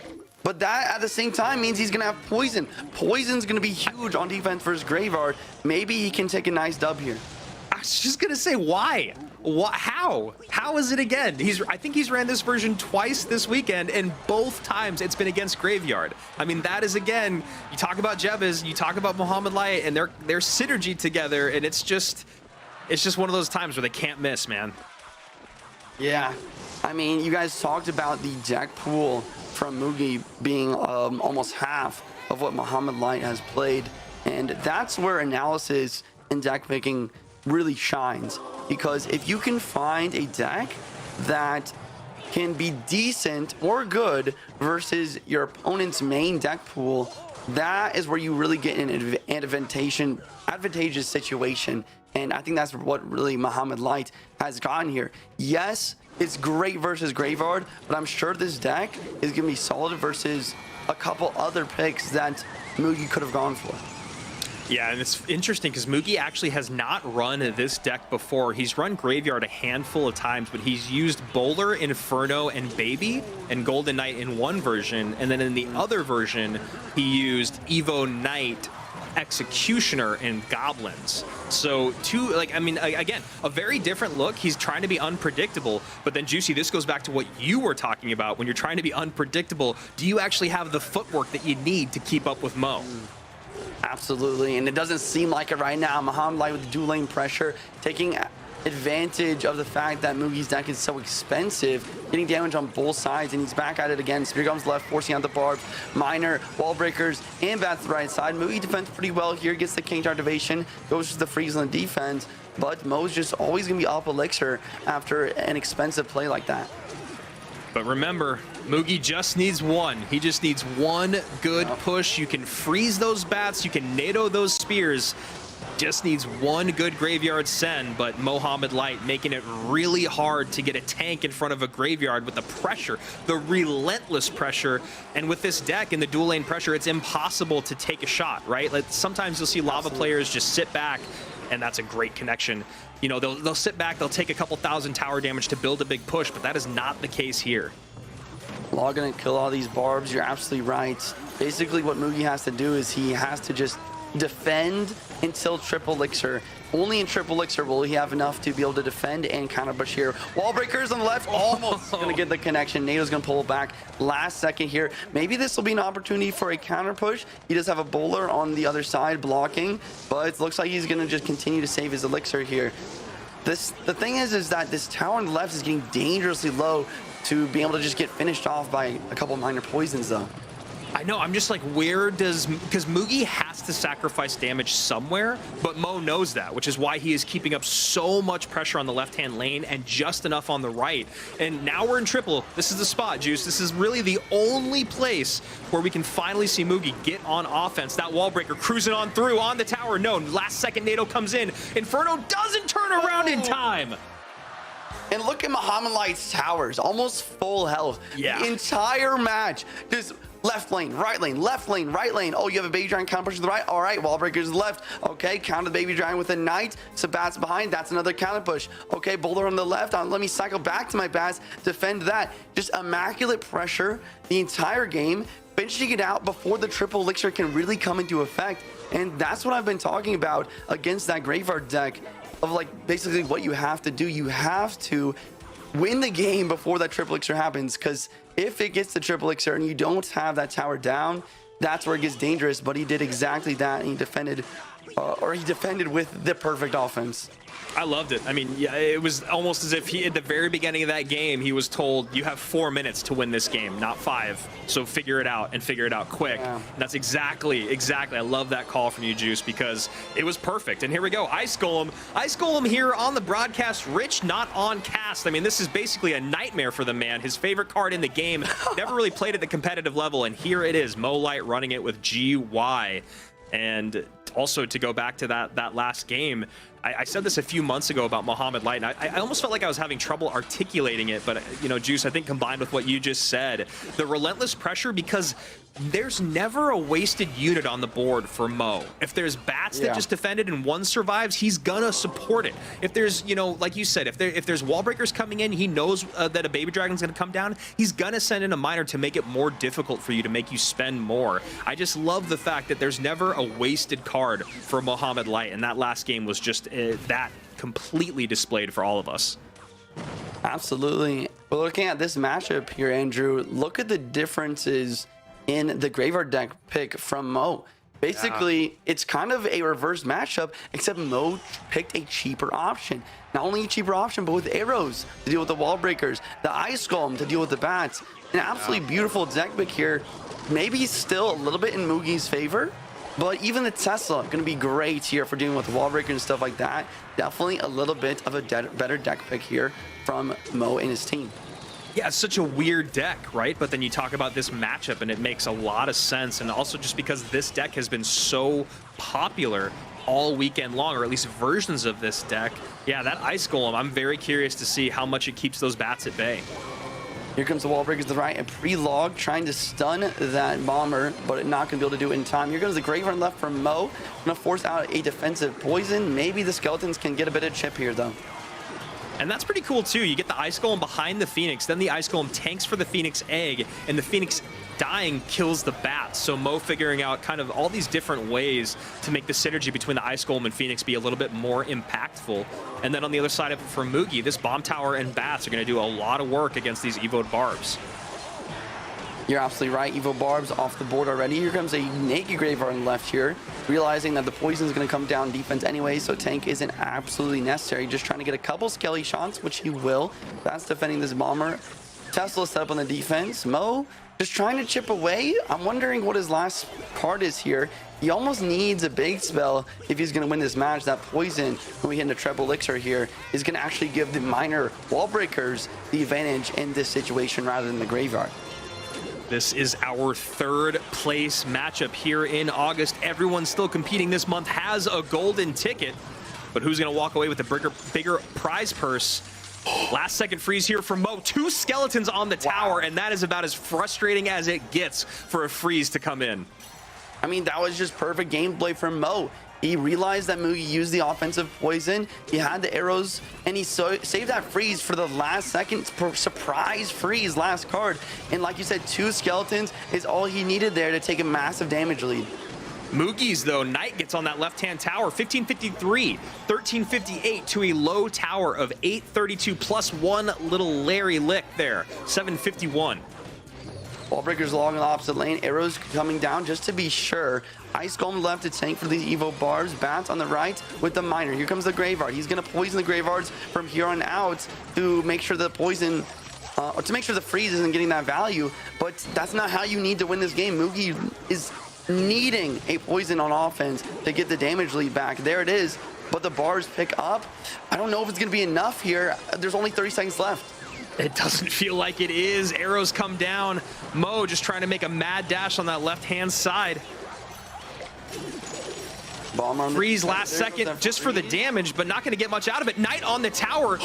Wallbreaker's behind, 372. That's going to be enough. Left. Here comes the Graveyard. Will he freeze? I mean, poison early on. Arrows come down. Can't get a Larry on tower. Miner going to go to the back. Miner gets caught. The bomber catches the Miner. Muhammad Light taking it just barely. Are you kidding me? That one Larry getting the final shot in the miner pickup with a bomber. Are you kidding me? Have you ever seen someone catch a miner with a bomber to win the game? Bomber to the front of the tower to catch the miner. Miner would have gotten a 2. I think Miner would have gotten the 2 shots. What a beautiful last second catch by Mo Light, who ends up taking that set 2-0. My goodness. I mean, hey, this comes back to so many things we've talked about this weekend. We talked about Mugi's deck pull. He goes for something that's unpredictable juice. You said it, when you play something that you're not as good with, maybe you just don't play as good with it, and you're going against the best in the world in Muhammad Light. He picks you apart. Then you get into game number 2. Those freezes were absolutely perfect. 1 skeleton, 2 skeletons, that is all you need, and the best in the world stays alive. Looking at the replay here, we saw this game 1 with the dual lane pressure on both sides. He played perfect, almost took 0 damage. Mugi never even had the opportunity to go for his Graveyard win condition. Looking at game 2, we saw the surprise freeze be used at the very end of the match in overtime, and that play, those 2 skeletons got him a massive damage lead that allowed him to try and make the comeback. Barbs on the offensive, the Graveyard down. Look at this poison, guys. The poison is not preventing the Graveyard hits. 1 hit, 2 hits, Miner gets picked up, and that's all it took. Mohamed Light somehow making it through with a very lucky couple Graveyard spawns here, getting damaged through that poison. And what a deck to do it with. Never seen it run before. We got Ice Golem, we got Tesla, we got Bomber. Bomber, the MVP of the day for Mo Light, catches that Miner at the end. He gives us the traditional, the signatory look into the camera as he knows he just blew our minds. Game number 1. It's all Mo all day. Well, he can run Magic Archernado and he can destroy you with that, but when you run Graveyard, you bet your bottom dollar he's going to come out with Spear Goblins, Bats, and Poison. Then we get to game number 2, and I mean, we just saw it, the photo finish. Juicy, this deck on the left-hand side of your screen, I mean, does it... talk to me about it. Honestly, you talk a lot about how using a deck that's not in your comfort could lead to not optimal gameplay, but that's the opposite with Mohamed Light. I bet he's never even used this deck before. I mean, maybe he has in very secretive practice, but either way, no matter what deck he's using, he's playing it at the top level. He has the Ice Golem for a cheap offensive tank with the Graveyard. He saved that freeze at the very end for 2 skeletons, 2 little Larrys, grabbing and smacking that tower, getting some massive damage. The Phoenix, the Bomber, and the Tesla, just solid defense overall. I mean, just a great deck overall, and he just barely is able to come out on top here. I mean, Mo's only run Graveyard 5 times in the CRL qualifiers and in the monthly finals. He's had a 33% win rate with one of those decks. He changes it up. He's never run Ice Golem. He's never run Tesla. Rich, Ice Golem, MVP. How you feeling about what we just saw?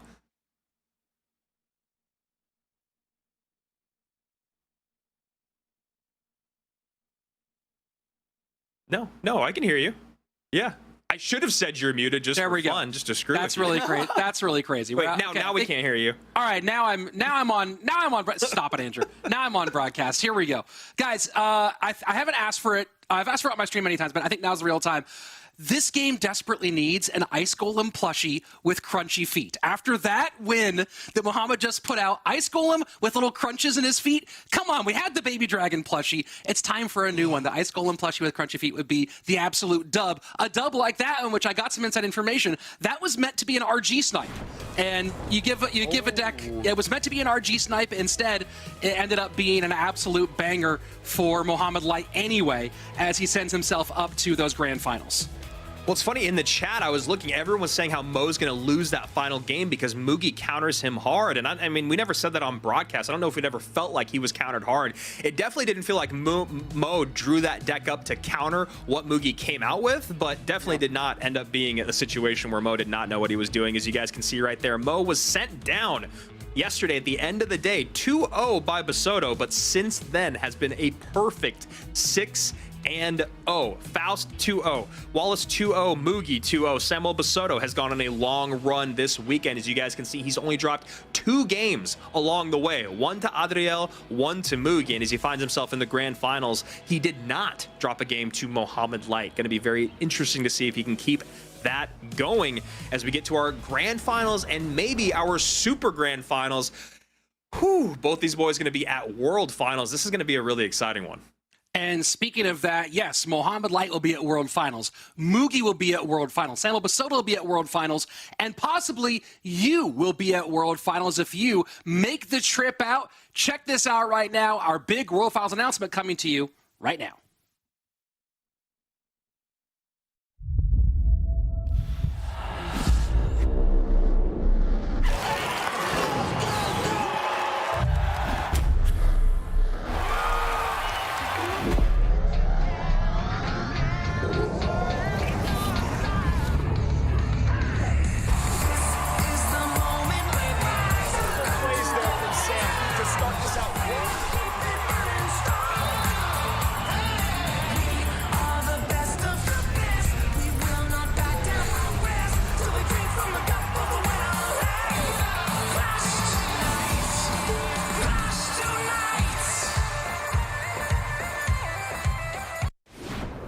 That's right, November 24th through 26th, we are headed back to the home of Clash Royale, Helsinki, Finland, for our 2023 World Finals. You can go experience both Clash Royale and Clash of Clans World Finals. It was an absolute blast last year, and guys, I know it's going to be an absolute blast again this year. Oh, Helsinki, yes. I cannot wait, man. It's going to be so fun. We'll be the building with the lights on. Yeah, in Helsinki, where it's all dark in November. We'll be the one blowing up with the incredible competition of Clash of Clans, Clash Royale. We're all going to be there. Juice, World Finals #2 for you. How you feeling? Honestly, I'm pretty excited. I think I learned a lot from the last one, and I can't wait to cast alongside y'all on this upcoming one in November.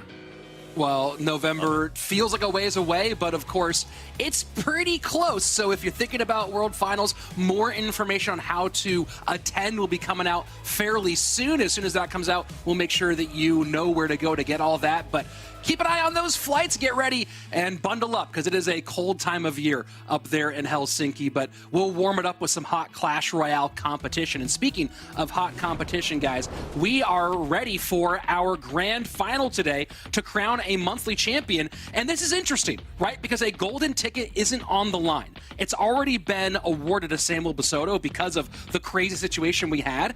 But we also have a real chance where Sam is in the upper bracket, and he could be the first person to win a monthly final against Mohamed Light this year.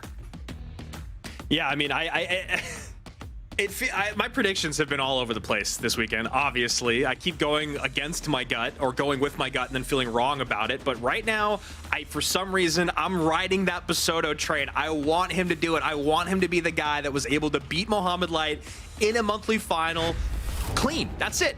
Everyone showed up to play, and Samuel Basoto came out on top. And what we've seen from him so far, he's done it against the best in the world. Truly the best in the world. He's already beaten Mo. He's already beaten Mugi. He had to take Adriel on early on, who's one of the best out there. I'm going with Basoto, and who knows? I'm okay being wrong. I've done it before. You know what? I'm taking the same pick as you here, Andrew. This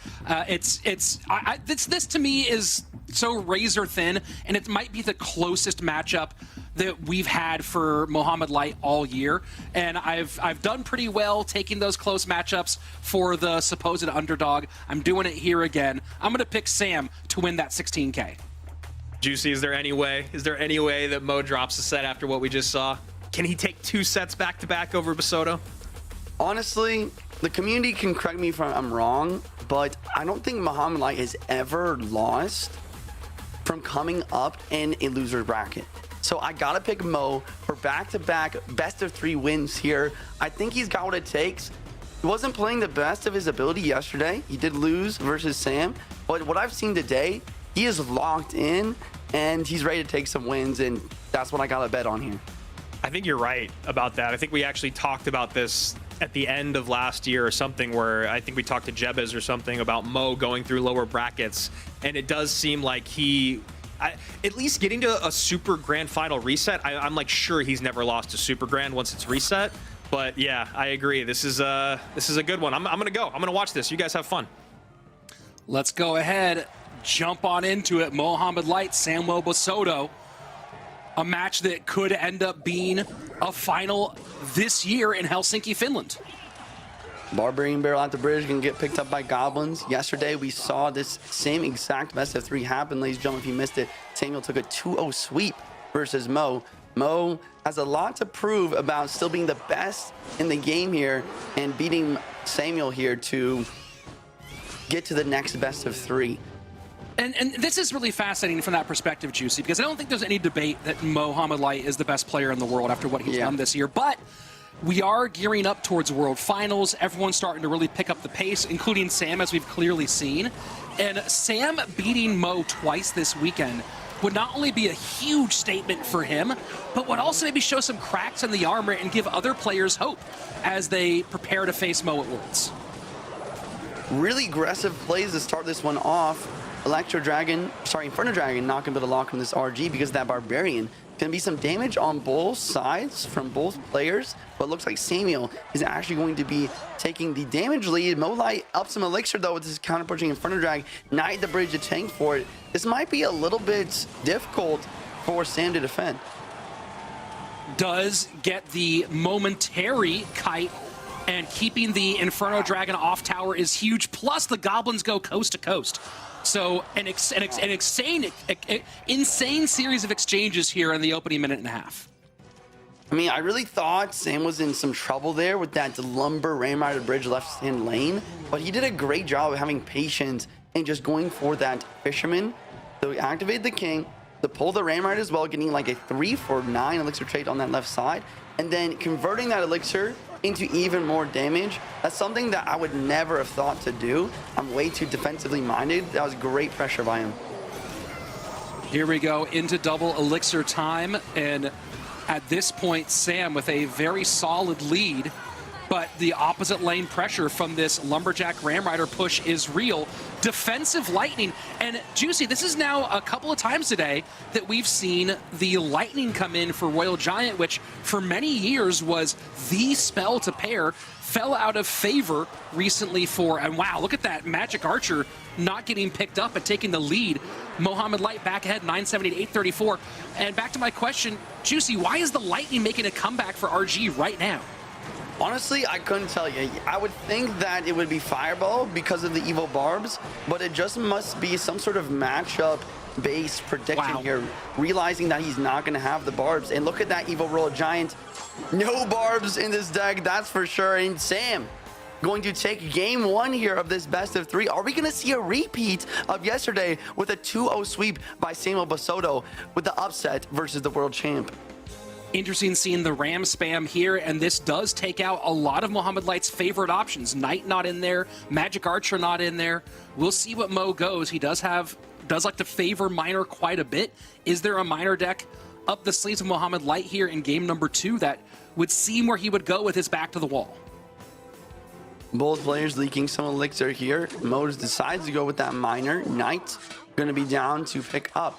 Interesting to see a Miner deck without an Evo Knight.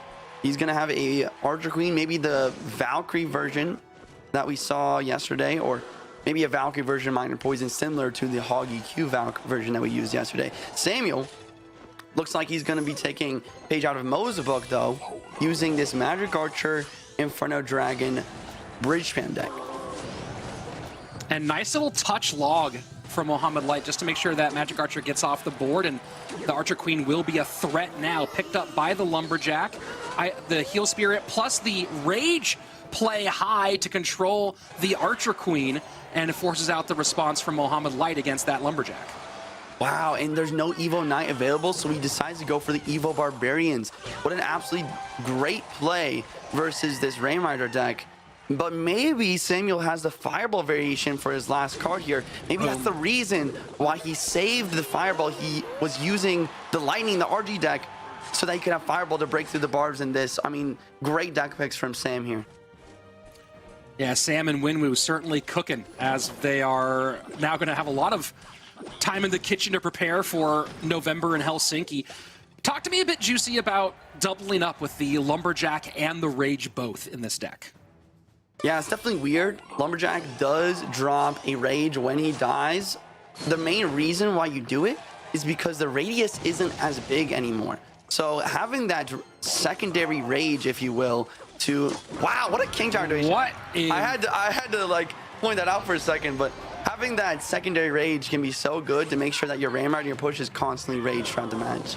And Sam calling a good game after that King Tower activation. I thought you had to do a bit more to kite the Magic Archer from there to make that lineup happen.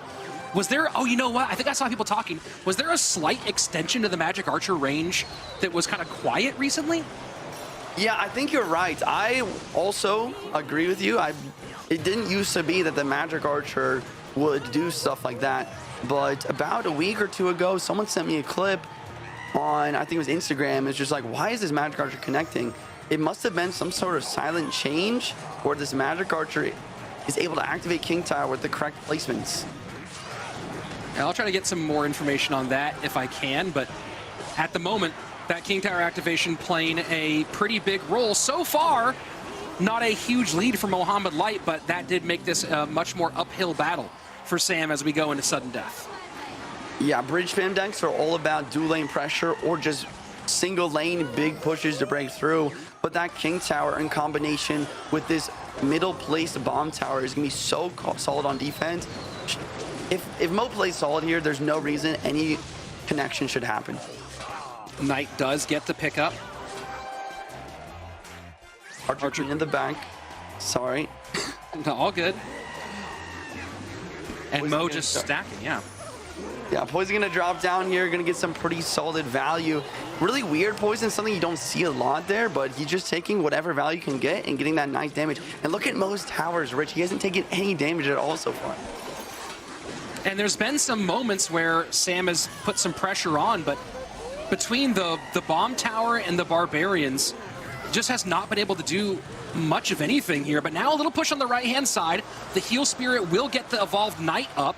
And now Sam trying to make a race out of it, controlling some of the evolved barbs on the left-hand side, not able to break away. Barbarians trying to help. Barbs. Evo Barb still alive, and Mo controlling well, and Sam cannot believe that he didn't get a lick out of that on the right-hand side. I can't believe it either. Both towers still at 30-52 max health. And the left side tower here down really low, and look at that Archer Queen. Perfect ability timing as well to make sure it stays alive, predicting that Magic Archer. There's only 30 seconds left on this clock. I mean, it's going to take a miracle if Sam's going to come back. I just don't think it's possible. Well, gearing up for game number 3, most likely. Sam throws down the fireball, trying to get a breakthrough here. 15 seconds left. Ram Rider down. Rage drop down on top of the Lumberjack, trying to see if he can get something to sneak on through. Not going to happen. Plenty of elixir for Mohamed Light. Here we go, game number 3. And we'll see if we get a bracket reset or a new monthly champion. Wow, I mean, great deck pick from Mo and Jeebus here. The Barbs plus the Bomb Tower plus the Log, never allowing Abraham Rider to make it through. I also just love the predictions and control that he had in that Magic Archer. A lot of the time, when you're using that deck and you cannot break through with your Bridge Fam units, the Magic Archer becomes your main win condition to snipe through tanks and other things. But Mo never allowed it to happen. Just perfect gameplay overall. We are heading this game 3. Both players with the good luck. Icebear in the back from Sam and a Fisherman from Mo. Probably going to be a minor Poison versus RG if I had to guess. And splitting barbs in the back. Sam going to go ahead and get some nice poison value there on the Fish Boy and the Mother Witch. And I believe Mohamed Light does have the Fireball still available in this best of 3 because he did not use it in his Bridge Fam deck at the beginning. I could be wrong, but the Fireball is going to be necessary to be able to break through those barbs.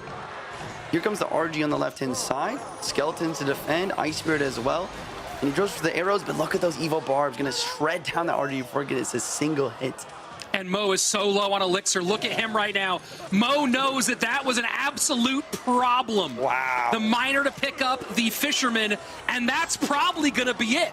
I believe that we're going to have a new monthly champion, and doing it with Mohamed Light there against Mohamed Light in the grand final.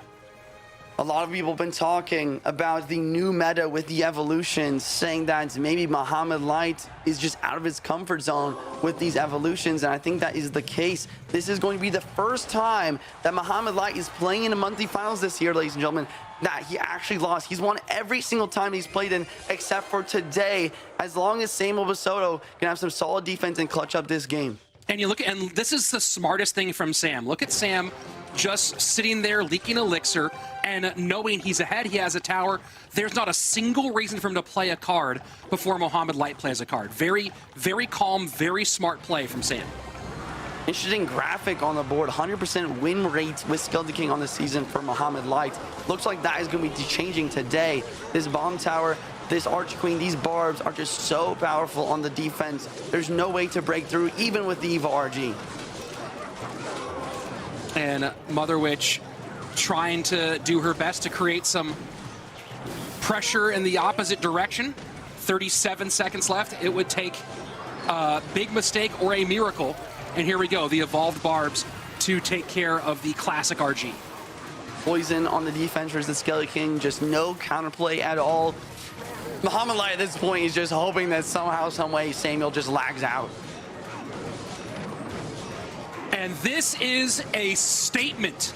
Everyone watching at home, take note. Samuel Basoto, number 3 last year at World Finals, coming in fired up and ready, and he just told the world, watch out for me in November. Let's go. I love to see the smile from Samuel. I mean, we talked about it a lot, but maybe Samuel Basoto is the player to look at for this year to dethrone Mohamed Light at this World Finals. Let's go. Well played, Sam. You deserve it. Not only did you get the golden ticket, but you won it. He did not get given this golden ticket. He won it. He went all the way through to the grand finals and took it for himself. I mean, GG's, brother. You played amazing. And this is the expectation you've had for Samuel for so long, to be truly S tier, as a lot of players know he has been. And, you know, the knock on him in the past was Sam really as dedicated as he could be? And this year, these last couple of months, turning up the heat, turning up the work ethic, and man, we have between now and November for him to keep improving. We just saw, again, I think, a clear, at least right now, I think I'd call him right now the number 2 seed in my book as we go into World Finals. And it's going to be hard for someone to make a case otherwise. Absolutely. For the longest time, it was Lucas or Mugi in that contention, but it always seemed like Mohamed Light was light years above them. But Samuel, coming into this monthly finals, taking out Mohamed Light not once but twice in this monthly finals. One in the winner's bracket here and one in the grand finals. I mean, like you said, I don't think there's anyone that's going to argue with you here when you say that Samuel is in that number 2 seat. And this was just a hard one. And look, I think that one of the things we've talked about is that Mohamed Light, you know, we kept on thinking, what's going to be the thing that's going to make it harder for Mohamed Light? In-game duels does create more of a randomness factor. And yeah, you see Mo just completely thirsting for Elixir here. And there you go. The Evo Barbarians in, the Miner to protect. GG, well played. You know, we talked about going into 2023, hey, maybe being forced to play only in-game duels would increase the variance factor enough to make it so that Mo would lose a bit more. Obviously has not been the case this year. He's been even better with in-game duels than he was with out-of-game duels, right? And then when the Evo cards came out, it does seem like they created more volatility here. And I don't want to say that that's the reason that Mohamed Light didn't win this weekend, but it certainly seems to have disrupted what has been a consistent flow for Mo. And one of those things that he's going to have to overcome as we go to Worlds. And taking a look at this, again, gritty performance from Samuel Basoto. Talk us through these decks here, Juicy. Game number 1, Mohamed Light made a pretty solid deck pick, but Samuel's play was just perfect. The absolute crutch for Mohamed Light in this matchup is that Inferno Dragon to be able to deal with that Monk, the Phoenix, and the Royal Giant. But Samuel did a great job of use of the Barbarian build to distract, the E-Spirit to reset, and even the Lightning in certain situations. In game number 2, we saw Mohamed Light did take a win here just with a very solid, almost snipe here. There was really no counterplay for Samuel. But in that game number 3, it all came down to maybe just a bit of a mistake for Mo. I feel like this matchup is definitely in Samuel's favor with the poison and the log, the barbs. I mean, great defense overall, but Mo Light could have played better. It's just that the RG at the bridge so aggressive into those Evo barbs, it just made it so we did not have the Elixir to deal with that defense. This is definitely a big moment here for Sam. Andrew, we just saw a tremendous grand final here, and Samuel Basoto, I think we'll look at the bracket one more time today, but Samuel Basoto beating Mohamed Light twice, Mugi once, making a clean run through our former world champions. I mean, it was just exceptional gameplay. I mean, we saw a rare mistake there from Mohamed Light, and Samuel is a player that's good enough to capitalize on those mistakes, right? That's the other part of it. Just because a great player makes a mistake doesn't mean the other person's going to recognize it. And this goes all the way back to what Mo talked about like, stop playing scared. I'm friends with Mo, I'm friends with Sam in game, and I watched them both play, and they both played exactly how they play every single game today. A lot of times when you watch people play Mo, you'll see people do these weird super cautious things early on in games. Like they're gonna, like all of a sudden he's gonna drop 30 elixir on the board. He just has 10, just like everyone else. And right there you saw he spent down to 0. I don't know about that ability use from the Skeleton King on the right-hand side. If you're gonna do that to stop the AQ, you can't also go RG at the bridge in the opposite lane, just in case these Evos, I mean, talk about Evos throwing up and throwing off the balance of the game. You could just get punished way harder when you let that Evo mortar connect or those Evo barbs get a big trade like that. So I loved it. I love what I saw. It was super fun. I mean, Sam now, like you guys said, really puts his name up there as a top 2, top 3 player in the world, and no one can take that away from him. Let's go ahead and take a look at the bracket and the path that Samwell took to this championship, taking out Adriel, who is also up in that top 7 on those World Finals points positions, and then going Mohamed Light, Mugi, Mohamed Light again. That's beating 3 top 10 players, and 2 of them ranked number 1 and number 2 in the world overall. That's beating 3 top 10 players 4 times over the course of this competition. If there were any questions of Sam's level right now, Juicy, I think they've been answered. Absolutely, he's playing fantastic. I also want to give one last shout out to Winwoo, his coach today. I mean, I feel like the coaches don't get enough credit. The deck picks were fantastic here, almost always getting 50-50 or better matchups there, getting Samuel in that position to be able to capitalize with his great gameplay to win those. Andrew, talking to me about this leaderboard here and what this Samuel Basoda win means for the rest of these players. Yeah, I mean, it's a big one. Sam was one of those guys when you talk about the leaderboard. He wasn't at the very top of it, so it just kind of slides everything up. Someone like Air Surfer now being in that 7th place spot. He's got a lot on his mind. Ta all the way up to 4th. Morton and Faust all but guaranteed at our World Finals, so it's almost like we have everyone locked in but that one last player, it feels like, who's going to get the golden ticket. Although, talking about the bottom of this, 5th, 6th, 7th, and 8th, so much can still change in 1 month. And with Ta there, and actually technically with Sosa, when you look and see how much can move in a month, will Ta and Sosa most likely be there? Yes, but when you talk about the places that they can be in and who wins that golden ticket, there is a lot to be decided in September for our final golden ticket winner, and that's a huge day for everyone. Not only do we give away our final golden ticket, but we also at that point will be able to figure out who's the top 7. So next weekend it goes from 7, or excuse me, next month it goes from 6 to 7 to 14, like that. Let's go ahead and take a look at page 2, because this is the chase section here, and we're gonna get some of those numbers sorted out. But you can see a lot of players still in that chase spot. You have former world champion Surgical Goblin. You have breakout players this year like Clown and Rainbow. You have Wallace, who put up a tremendous performance this weekend to put himself now truly in contention, truly in the hunt for those top 7 spots. And then again, all the way down to OP Sam. All it takes is 1 good month to earn enough points to jump over somebody. And of course, in September, we have our final golden ticket to award and the final push for those points to see if someone can jump into those top 7 spots.